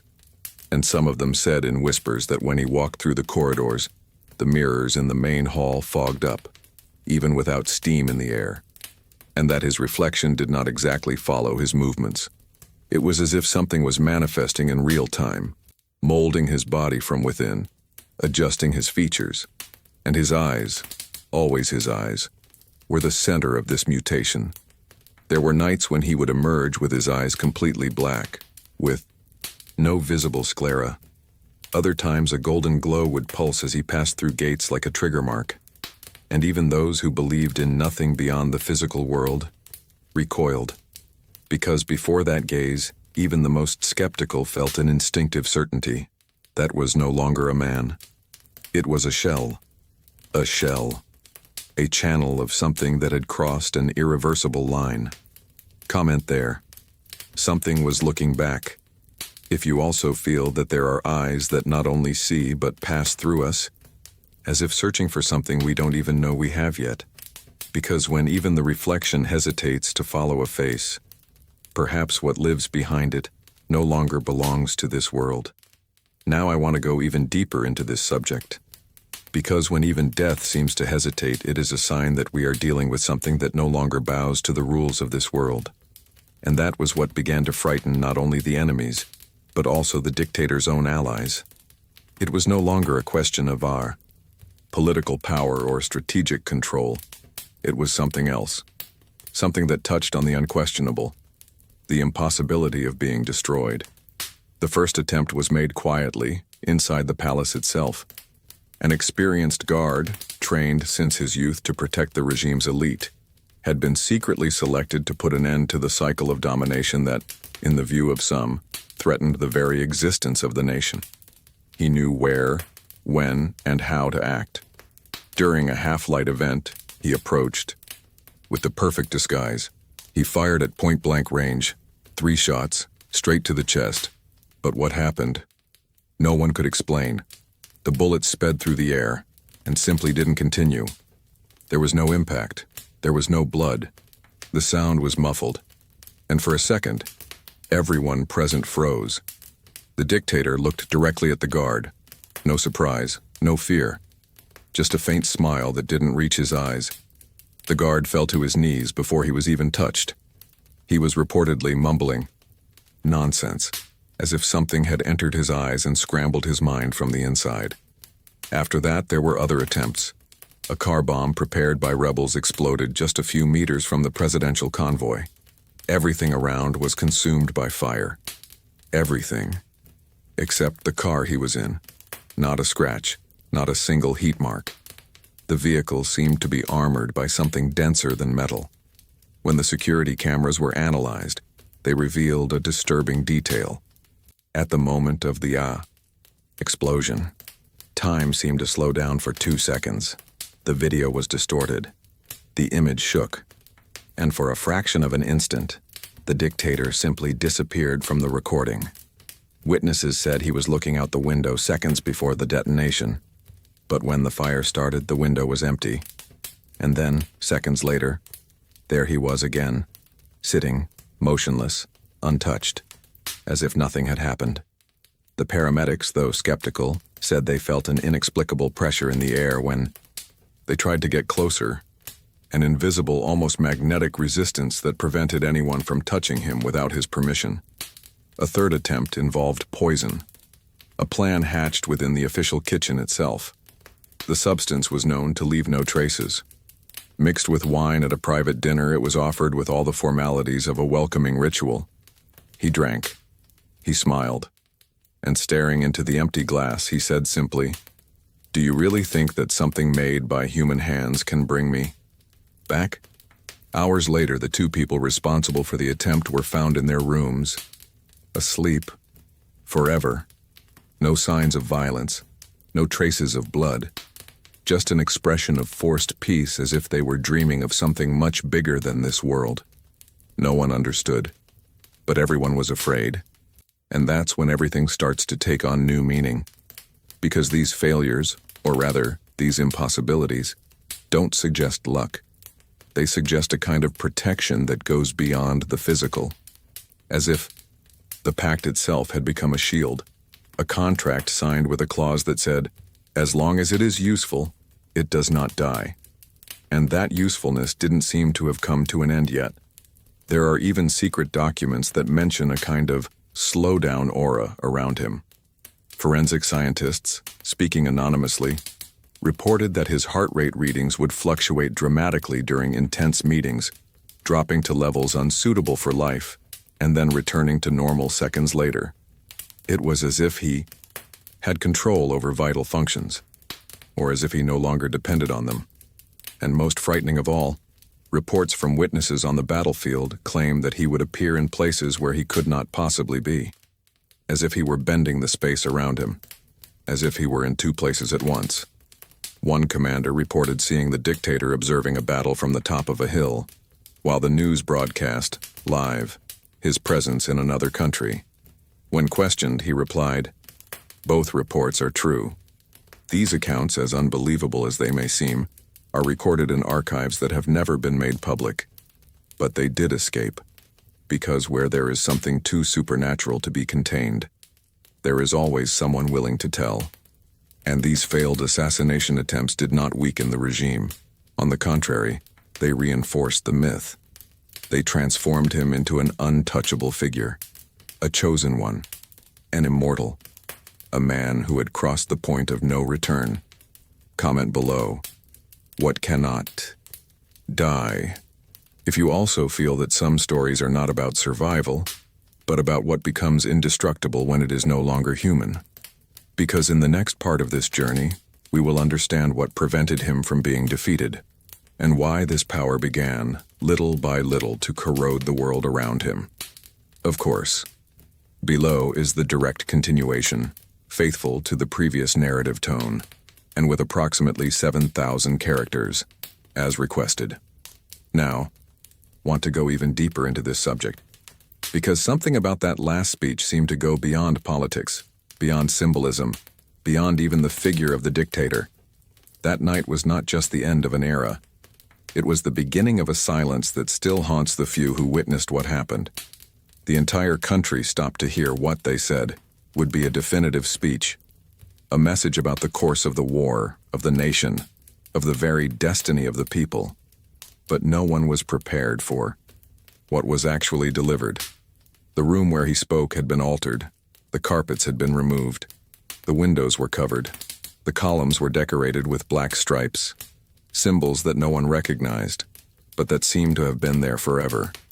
There was a strong smell in the air, something between incense and burnt meat, as if the room was being prepared for something older than everyone present. The broadcast began on schedule, but what the microphones picked up from the first second already seemed wrong.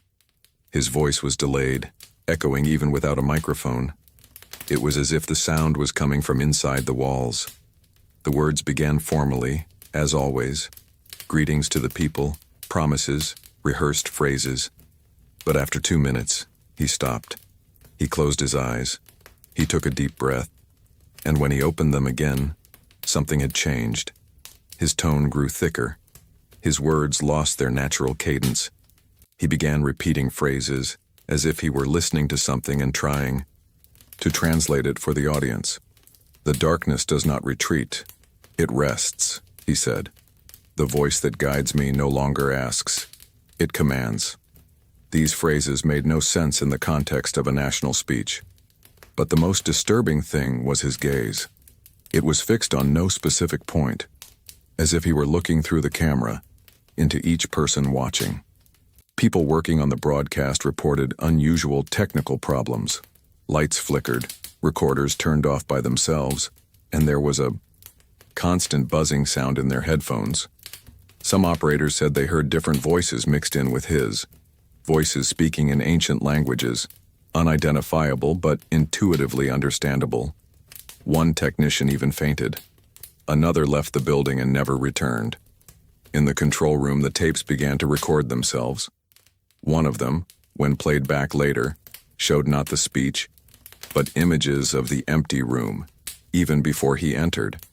And even then, his voice already echoed, low, like a rehearsal or an invocation. Those responsible for storing this material swore that they had never turned on the equipment before it was time. Something had started to happen even before the man arrived. Back in the hall, the dictator began to walk. With the microphone still attached to his collar, his voice came and went as if pulled by something behind him.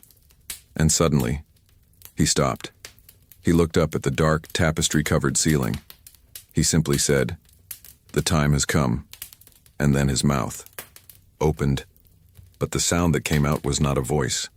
It was a low, continuous sound, felt more than heard, a kind of vibration that went through the chest of those watching, a noise that made the windows shake even when there was no wind. Witnesses at the scene reported instant headaches. Others said they heard names, their own names, murmured among the noises. From that moment on, everything went out of control. The cameras started recording scrambled images. The lenses would go dark for seconds and then come back with flashes of white light, as if something was directly interfering with the signal. No security guard moved. No one on the medical team reacted. Everyone was frozen, as if under hypnosis. And yet, he kept talking. Or rather, being talked to. Because at that moment, it no longer seemed like he was the one on stage.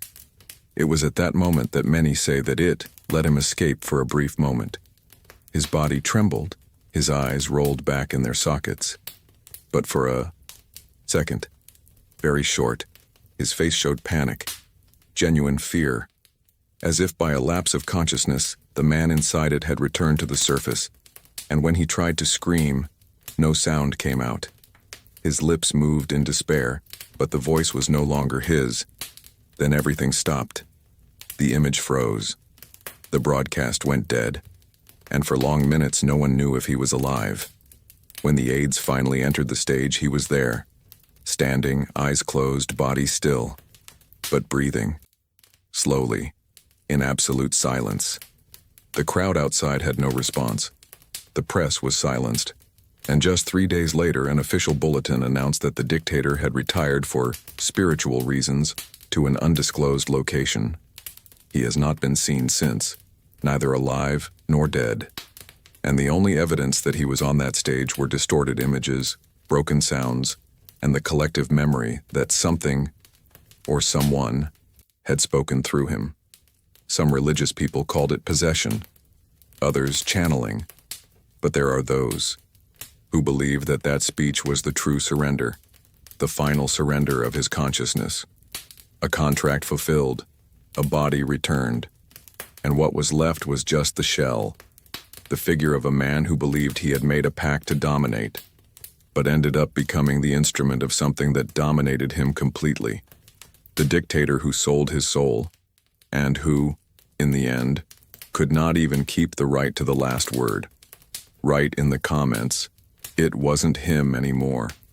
If this idea of someone completely losing their identity to the point of being just a channel for invisible forces also moves you, because the next part of this story will take us to the place where he reappeared, but with a name that no one dares to repeat.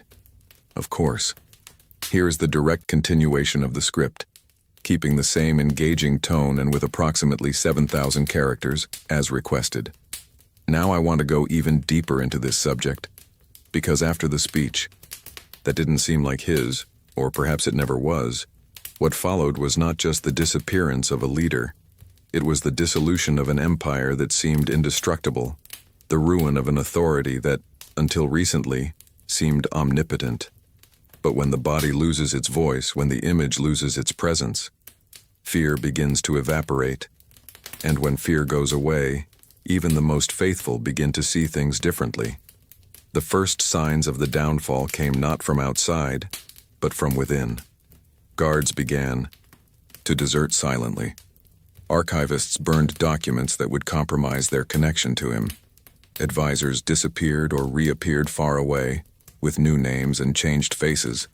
It was as if everyone suddenly understood that the pact had expired. And now, it was taking a toll.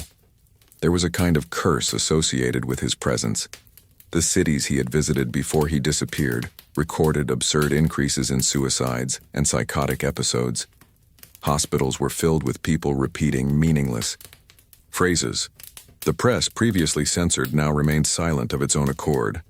No one wanted to talk about him anymore. It was as if, by naming him, something was being summoned, an echo that returned. Even the most loyal no longer dared to keep portraits of him. Schools began to tear up the books where his face appeared. Official documents began to refer to him only as the Old Command. His allies, well, the ones who didn't mysteriously disappear, they simply fled. Rumors had it that neighboring countries were sheltering exiles from the regime, but under specific conditions. Never mention his name. Never. The structure he had built was collapsing like a house of cards at the slightest gust of wind. And the people, oh, the people.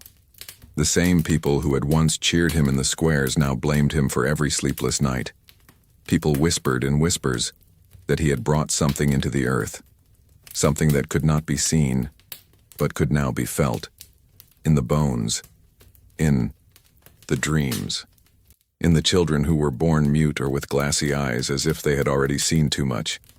An entire town, close to its former palace, was abandoned, not by decree, but because no one could sleep there anymore. Residents reported knocking on the walls, whispering in the drains, shadows behind the mirrors. Some simply went mad. Others walked to the middle of the main road and stopped. They stood still for hours, and then, as if something had called them, They turned and walked, away without looking back. The elite around him knew that collapse was inevitable. One of them, a former communications minister, was found in an isolated house, the walls covered in handwritten symbols, all in red paint. Among them was a phrase repeated dozens of times. He was the veil. What comes now is what was behind it. That same phrase was found days later, scrawled on a desk in a primary school in a distant city, where no one had ever spoken about the regime. Popular perception changed. Where there had once been reverence, there was now fear. Where there had been fear, there was now contempt. The people, in an almost organic movement, erased the traces of their existence. Statues were torn down, street names were replaced, documents were shredded. It was as if there had been a collective agreement to forget. But forgetting is not erasing, because even though everything was destroyed, something hung in the air. A void that could not be filled, an absence that still occupied. Space. The Central Council chair remained empty for months, even when new leaders were appointed. No one wanted to sit there. It was as if that throne was still occupied, even if invisible. The hidden truth that many feared to face was this: he had promised an eternal kingdom, and somehow he had delivered it. Not with physical presence, but with the inheritance of fear, of silence, of doubt, and most of all, of the sense that it was all not over yet. Because even though he had been abandoned, the force behind him was still watching. The elites began to meet secretly, trying to understand if it was still possible to escape the influence of that pact. Some resorted to ancient cults, seeking to undo what had been done. Others disappeared before even beginning the rituals. There are records of sealed documents found decades later, with details of meetings held in underground bunkers, where attempts were made, in vain, to undo the veil that had been lifted.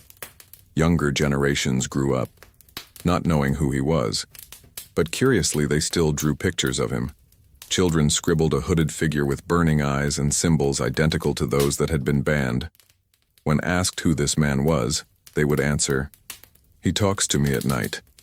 The shadow of the dictator fell, but his presence never left. And even without allies, without people, without an official name or face, he remains. Not in books, those were burned. Not in photographs, those were torn up. But in the collective, unconscious of a people who to this day cannot sleep with the window half open, the radio turned off, or the house in complete silence. Because what fell was not a man. It was the illusion that he was just a man, and that is perhaps the most frightening part of his entire story. Not the ascension, not the pact, not the speech, but the aftermath. What was left, the emptiness that was left. Comment: the void remained. If this feeling that some presences don't disappear but only change form also touches you deeply, because in the next dive we will explore the records he left, not on paper, but in voices, places, and invisible marks that still bleed when exposed to light. Perfect. Below is the direct continuation of the block, The Body Never Found, maintaining the same narrative and emotional tone, with approximately 7,000 characters, faithfully following all the instructions. Now, I want to go even deeper into this subject, because the end of a man always leaves traces: a body, a tombstone, a coffin carried among silent crowds, or a shallow grave hastily sealed. But in this case, there was nothing. No procession, no certificate, no grave. Just an absence, so thick it seemed to fill the air. The last official account of him came from an underground bunker, built at the highest point of the territory where his influence spread, a place shrouded in near-permanent fog, where not even crows dared to perch. There, his later generals claimed to have seen him for the last time, kneeling before a broken mirror, muttering a language that was not known in any living dialect. Witnesses speak of black smoke, thick, heavy, coming out of his pores, as if his body itself were a cracked vessel from which something was escaping. A smoke that did not dissipate into the air but seemed to run down the walls as if seeking shelter in forgotten corners of that place. There was no explosion, no gunshot, no enemy attack. Just that smell. Sulfur, some said. Burning flesh, others said. But everyone agreed on one thing. The body was never found, and perhaps the most disturbing thing was not their physical absence, but their lingering presence. The soldiers sent to investigate the area refused to go downstairs a few days later. Some reported feeling nauseous. Others heard voices calling their names, voices that perfectly mimicked deceased loved ones. One of them, more skeptical, decided to ignore the warnings. He went in alone, and never returned. When the local authorities decided to seal the bunker, something curious happened. The cement used at the entrance cracked on its own days later, even without impact or sabotage. They tried to reinforce it with cast steel. The steel bent, until, finally, they decided to seal the place with holy earth brought from 3 different churches, not to prevent entry, but to ensure that nothing would get out. Meanwhile, the population tried to understand what had happened. But how? Could they explain the disappearance of someone who seemed to have ceased to be human a long time ago? There was no death certificate, not even an official statement. The new leaders simply chose to erase any mention of his name from public records. But silence, in this case, screams. For years, scholars, journalists, and even religious figures have tried to investigate the dictator's demise. Some argue that he fled, assuming a new identity. Others say his body was destroyed in a final ritual. And there are those who swear that he simply evaporated. He dissolved into thin air, as if his existence had been borrowed from something greater, and now returned. Unofficial reports speak of a black cloud that slowly crossed the sky over the capital on the night of its disappearance. A low, silent mist that made dogs bark nonstop, caused all radios to fail, and completely turned off the streetlights in an area 12 kilometers in diameter. The cloud was not recorded by satellites, but those who were there swear they saw it. This same cloud was mentioned in an ancient manuscript found among the belongings of the dictator's personal advisor, the same one who had disappeared months earlier without a trace. The text read, "When the bond is broken, the shadow will return to the womb of the earth, not as punishment, but as renewal." No one has been able to fully interpret what this meant, but the atmosphere around the bunker was never the same again. Animals avoid the area. The trees around it grow crooked, pointing away from the entrance. The soil refuses to absorb water, even during storms. And strangely, electronic devices often fail within a kilometer of the area, as if there were a different frequency there. Once a brave researcher tried to camp in the surrounding area. He wanted to record unexplained phenomena. He took cameras, sensors, and microphones, and he disappeared for 2 nights. When he reappeared, he was barefoot, with completely black eyes, and he didn't say a single word. He never spoke again. He never wrote again. He just drew, in cycles, the same symbol that was once used on the regime's uniforms. The most disturbing thing is that this symbol does not belong to any officially documented culture, and yet it appears with identical variations in archaeological sites separated by centuries and continents. The dictator's body was never found, but everything around him remained contaminated, as if his essence had spread, or worse, as if he had freed himself from the body. Because if the pact really was made, as so much evidence suggests, then perhaps the body was never the objective. Perhaps the plan was always to get rid of it and remain in another form, invisible, timeless, unpunished. The scariest thing is to think that at this very moment he could be moving, not as a person, but as a presence, an idea that haunts decision-making rooms, that whispers in the ears of power-hungry leaders, that hides behind easy promises and fiery speeches, an entity that no longer needs a face, because it has already understood that fear is its greatest disguise. And that's why no one finds the body, because maybe the body is just a detail. Maybe it's still here, just In another form. Write down, I'm on this journey too. If this feeling that certain presences don't die, just spread, also echoes within you. Because in the next dive, we'll track the apparitions, where the regime seemed to have died, but left signs that it never left. Of course, here is the continuation based on the block, the location of the alleged pact today, written in continuous text, maintaining the same dark and engaging narrative tone, with approximately 7,000 characters. And now I want to go even deeper into this subject. For what remains when all the documents have been burned, the voices silenced, and the archives altered, there remains the place, the physical space, the soil where it all began. A small, remote village, nestled among hills shrouded in eternal mist, where few people dare tread.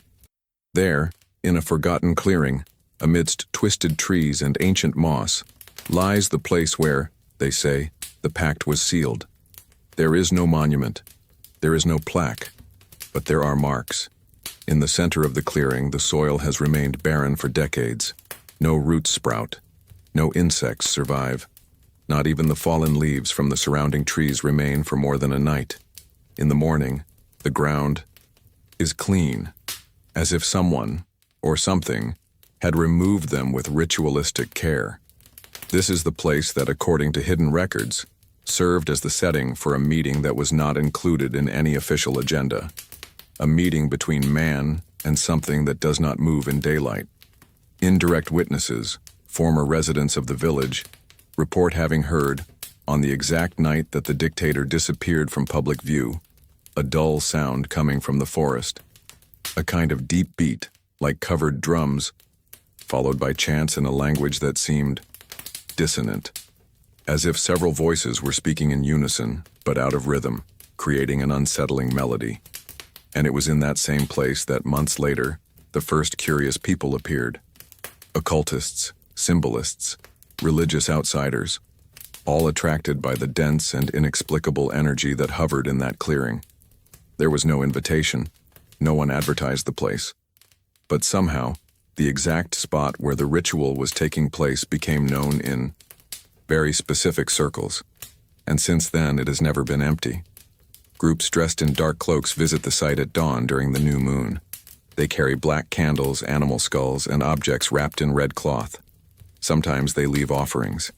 Other times they draw symbols on the ground, symbols identical to those seen on the regime's old uniforms. And at dawn, the village wakes up with the same feeling, as if it had been watched, as if something from the forest was looking back. Many, residents simply left. Those who stayed avoid going near the forest. They say that the sound of the trees changes, that the birdsong fades, and that, at certain dawns, a dark mist descends from the branches and creeps into the streets. A mist that doesn't wet you, that doesn't cool you, but that sends a shiver down your spine. A silent warning. Don't come any closer. The house closest to the clearing had been abandoned for years. The last residents, an elderly couple, reported hearing knocks on their windows during the night. Not knocks, but slow rhythmic taps. 3 taps, a pause, and 3 more. When they decided to investigate, they found the footprints of an animal, something like a deer, but with human front feet. They ended right at the doorstep, as if it had stopped there, to listen. Since then, the place has become an inverted sanctuary. There are no tourist guides. There are no official records. But there are roots. Trails marked by stones painted with dried blood. People who come from far away just to stay there, kneeling in silence for hours. When asked what they feel, they answer with vague phrases, almost always the same. I found myself there. Or, there. Everything makes sense. The most disturbing thing is that these people include well-known names. Businessmen, politicians, even judges.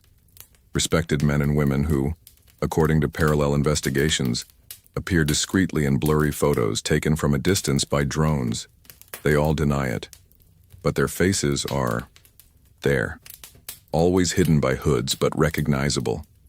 And they all return, at precise intervals, as if obeying an unrecorded calendar. A call that comes from within. The forest where the pact would have taken place today is a territory free of logic.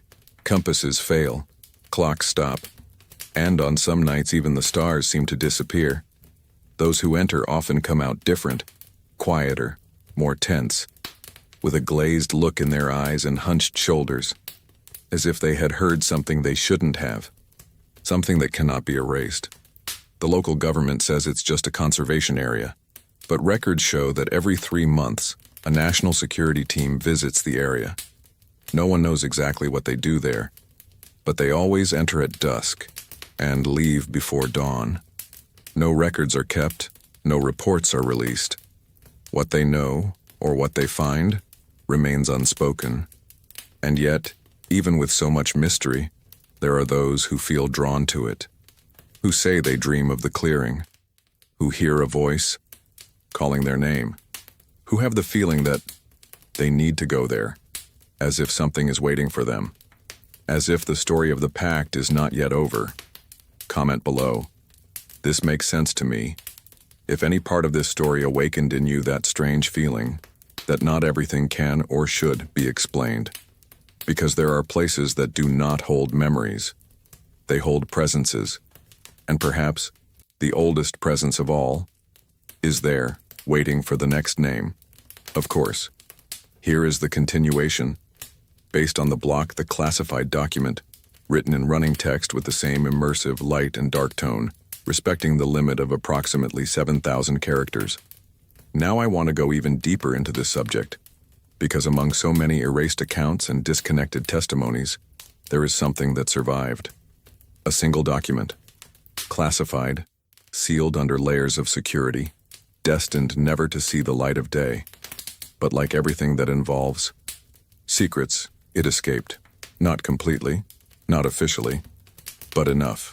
Photocopied pages, blurred, with black bars hiding entire passages, but still revealing the essential. This report, from the intelligence sector of a nation that preferred not to be identified, describes something that until then had been treated as a delusion. The dictator's own belief that he was not ordinary, that he had been chosen, an envoy, an agent of something greater and older than any political or ideological structure. According to the notes taken from confidential recordings made by undercover spies, he spoke of himself not as a man, but as the bearer, the one who carries the seal, a being in transition between two worlds, a link that cannot be broken. And this perception was not symbolic, it was literal. He truly believed, and led his advisors to believe, that a force had assigned him to purify the world, to reset the course of the species. There are passages in the report that suggest that his internal speeches, those made behind closed doors to a select circle of generals and officers, never mentioned war strategy, economics, or geopolitics. They were prayers, mantras, cryptic texts repeated in low tones, in dead languages, with passages that recalled ancient Babylonian invocations and fragments of the Book of Enoch. The obsession with symbols also appears in this document. He always wore a medallion on his chest. It features a circular design with 3 vertices and a central eye, that, according to experts who analyzed the image, refers to Sumerian cults related to communication with non-human entities. A symbol that, curiously, was also found in the ruins of a destroyed temple in the Middle East, the site of a forbidden cult whose existence was officially denied for decades. Most disturbing, however, is what the report calls mental projections. In one section, an agent reports that during an attempted interrogation of a former aide to the dictator, the man began screaming uncontrollably, claiming that his voice was still inside his head. He sees me. He knows I'm here. He still talks to me, even when he's dead. These were the last words before the man collapsed. Intelligence analysts were at a loss to explain how, even with the regime's obvious collapse, the power surrounding his image remained so alive. In remote regions, entire villages still awaited his return. They dreamed of him. They prayed in his name, but not prayers of repentance. They were supplications, calls, as if he were an absent savior, not a defeated tyrant. The document also mentions a hidden compartment in the palace, revealed only after its fall. A windowless room, lined with walls with bas-relief inscriptions, forming endless spirals. In the center, a stone chair, smooth, cold, and precisely aligned with an opening in the ceiling, through which only the light of the full moon entered. This room was not included in any official plan. And the strangest thing, no one knew how to access it. It was found accidentally, after an earthquake opened a crack in the floor. Since then, every scholar who has attempted to study the room has reported sleep disturbances, recurring nightmares, loss of sense of time. Some have even reported writing words in languages they did not know when they woke up, texts that were later identified as variations of Chaldean dialects, with references to eternal pacts, ancestral blood, and dimensional portals. This brings us to the final part of the document, the most intriguing, an account from a former director of the agency who claims to have personally received a letter from the dictator, not typed, handwritten, in a handwriting that experts have described as floating, as if the letters had been drawn without any physical support, suspended in the air by an invisible force. The letter read, "I am the cycle. The return is inevitable. Keep the seal. Do not try to find me. I have always been inside." These words, interpreted by some as a final delirium, are for others a confirmation. The idea that his death, or disappearance, was not the end, but merely a transition. That the man who walked among us was only the shell, and that the true content is still lurking. And the most frightening thing, the most recent investigations showed that in the surroundings of the village where it all began, a series of ritualistic crimes have resurfaced. Ancient symbols have begun to be painted on barn doors. Animals have been found in stone circles, and children have reported having dreams of the man with empty eyes. The classified document remains stored in an underground facility, access to which is restricted to 7 people. But part of it, the part that was leaked, is enough to understand that what we call madness is sometimes just a way of protecting the mind from what it cannot understand. Comment below. I'm on this journey too, if at any point you felt that this story is more real than it seems. Because maybe that it's not just a story, of course. Here is the continuation of the script based on the block The Question That Remains, written in continuous text format, with about 7,000 characters, maintaining the engaging, persuasive, and immersive narrative style. Now, I want to go even deeper into this subject, because after everything that has been said, shown, and suggested, there is only one question left, the one that no one dares to ask out loud, the one that bothers even those who believe in nothing. Was it all madness? A grand megalomaniac show? Or was there, in fact, a pact with the devil? This question resonates. It is not new. It has been asked in other times, with other names, other faces. But the essence is always the same. When someone goes beyond the limits of what we call human, whether through evil, power, or mystery, the question inevitably arises. Have they made a deal with something beyond? In this man's case, it is impossible to ignore the sequence of events. First, the meteoric rise amidst the chaos. Then the physical signs, changes in his gaze, abnormal resistance to pain, accounts of surviving unexplained assassination attempts. And of course, the records, the reports of voices, the hidden symbols, the obscure rituals, the disappearances, the altered maps. All of them make up a picture that, taken in isolation, could be dismissed as fiction. But put together, line by line, page by page, it forms an uncomfortably coherent mosaic. And there is something even more disturbing. The silences, that which no one explains. The documents that disappeared, the witnesses who backed down, the files sealed indefinitely, as if it were better to leave certain things buried. But why? If it were just madness, it would be enough to expose it. If it were theater, there would be behind the scenes. But when everything seems to have been erased, not only from official history, but from collective memory, then yes, it is. Worth sounding the alarm, because there are truths that are not denied. They are suffocated, silently.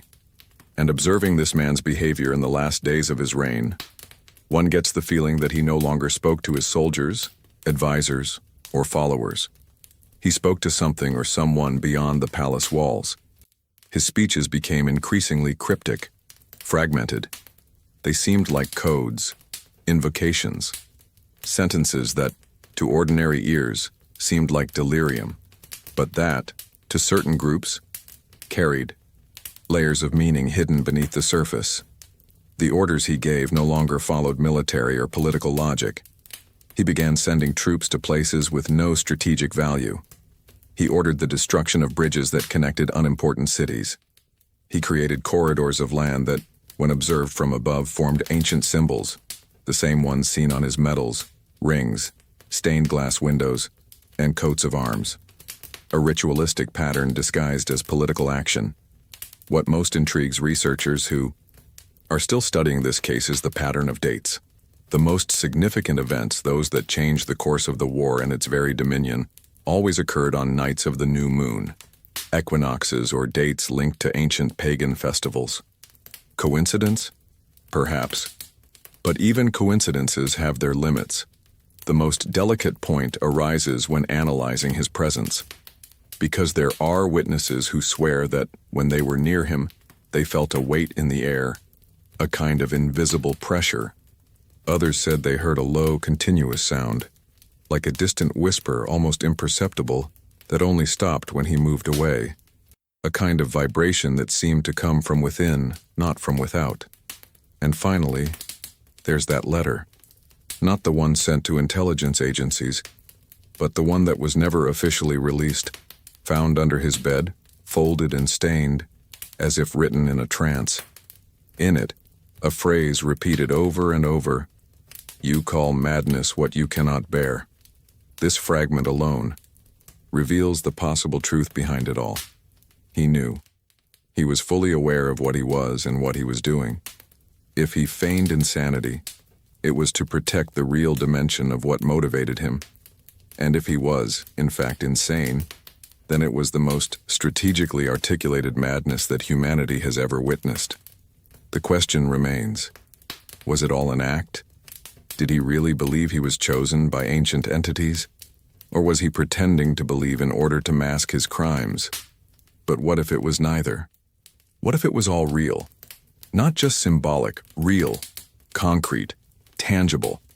What if he actually made a pact? Because there is one detail that always escapes traditional analysis: his gaze. In all the photos taken in the last months of his government, his eyes look different. Not just empty, dark, without reflection, as if there were no soul left inside, as if he were no longer there, or worse, as if he had never been there. That's what's scary. The idea that maybe he was never the real commander of it all, that he was just a conduit, a borrowed body, an armor inhabited by something that doesn't belong in our world, an entity disguised as a man, or a man who decided to give up himself to host something unnameable.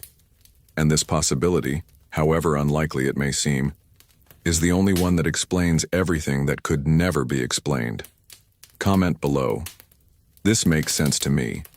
If at any point in this story you felt that what seemed like a myth perhaps hides the deepest truth that you have ever been told. Of course, here is the direct continuation with approximately 7,000 characters, maintaining the fluid, engaging style, and with the natural transition as requested. Now, I want to go even deeper into this subject, because after so many layers, so many hidden pieces of this puzzle that defies time, reason, and even faith, what remains is no longer a simple story about a man who ruled with an iron fist. It is not just about understanding his past, his decisions, or the traces he left.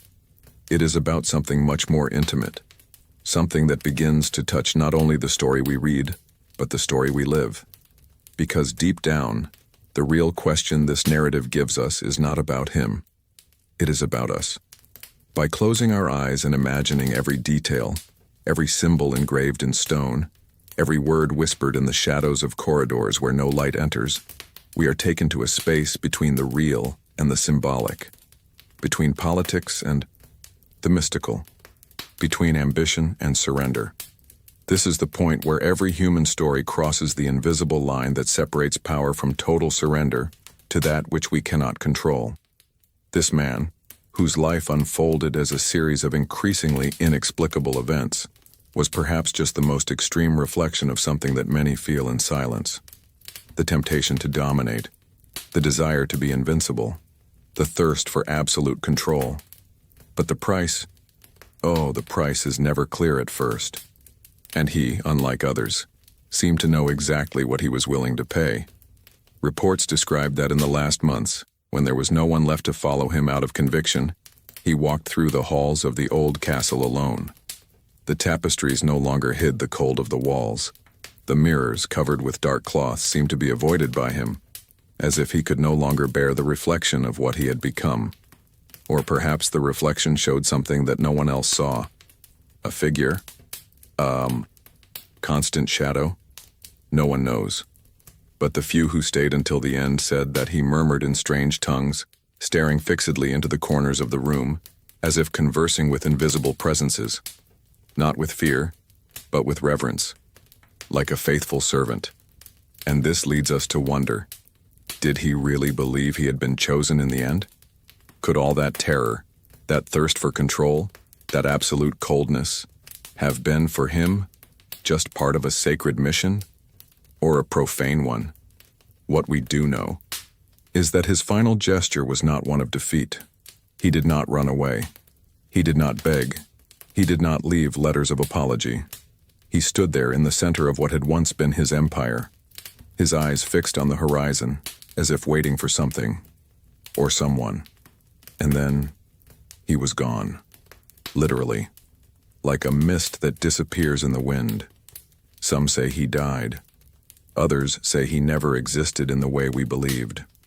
There are theories that his body was taken by his followers to a tomb hidden beneath the foundations of an abandoned church built on ruins much older than any map indicates.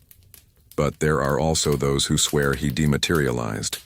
He disappeared in a cloud of thick, dark smoke, seen only by one of the last guards, who, months later, was found wandering the hills, muttering the same phrase over and over. He was taken back. These stories, as unbelievable as they may seem, reveal something profound about the human psyche. Our fear of the unknown, our fascination with figures that seem larger than life, and the power we give, often unconsciously, to those who dare to defy the natural laws of the world. Because there is something inside us that bows before mystery, that bends before the inexplicable, that is silent before the possibility that the world is not just matter, but also symbol. And it is in this silence that true power resides. Close your eyes for a moment. Forget the names, the numbers, the dates. Just feel the atmosphere that remained after this story. A dense, almost palpable atmosphere. A mist that seems to touch the skin, even through the words. And now imagine, how far would you go for power? What would be your limit? What would you give up? What would you accept to carry forever, even if no one else saw it? This reflection is the true turning point, because while many look at figures like this and say, "That would never happen to me," there are others who remain silent, not out of fear, but because they recognize deep down that all external darkness begins with a small internal shadow, a hidden desire, an emptiness. And this emptiness, if fed, transforms. It's no wonder that the place where it all began still exists. Hidden, avoided. Some swear that the ground there seems colder, that animals don't come near, that electronic devices fail, that voices sometimes echo. But above all, there's the feeling, that slight shiver on the back of your neck, the same one you might be feeling right now. And this feeling is not fear. It is a memory of something ancestral, of something that has been dormant for a long time, and that perhaps, just perhaps, is awakening again. Comment below. I'm on this journey too. If this story made you rethink how far human paths can really lead, if you've made it this far, it's because something in this story really touched you. And that's why I want to thank you. Not just for watching, but for feeling all of this with me. Because creating this type of content isn't just about telling a sequence of events, it's about creating an experience. And if it made sense to you, if some part of it changed your perception, then it was worth it. Subscribe to the channel to continue this journey. There's a lot that still needs to be told, and I want you to be here for it. Each new video is a deeper dive, and you're a part of that now. Leave the phrase, "I'm with you until the end," in the comments, just so I know you stayed with me until this very end. I read everything, and knowing who is with me on this journey makes all the difference. Oh, and if this video made you think, gave you a chill down your spine, or even opened up a new perspective, leave a like. This helps keep this type of content alive and reaching those who also need to hear these stories. There is a video here that complements everything we have seen so far. Click and continue with me there. The next part may be even more surprising.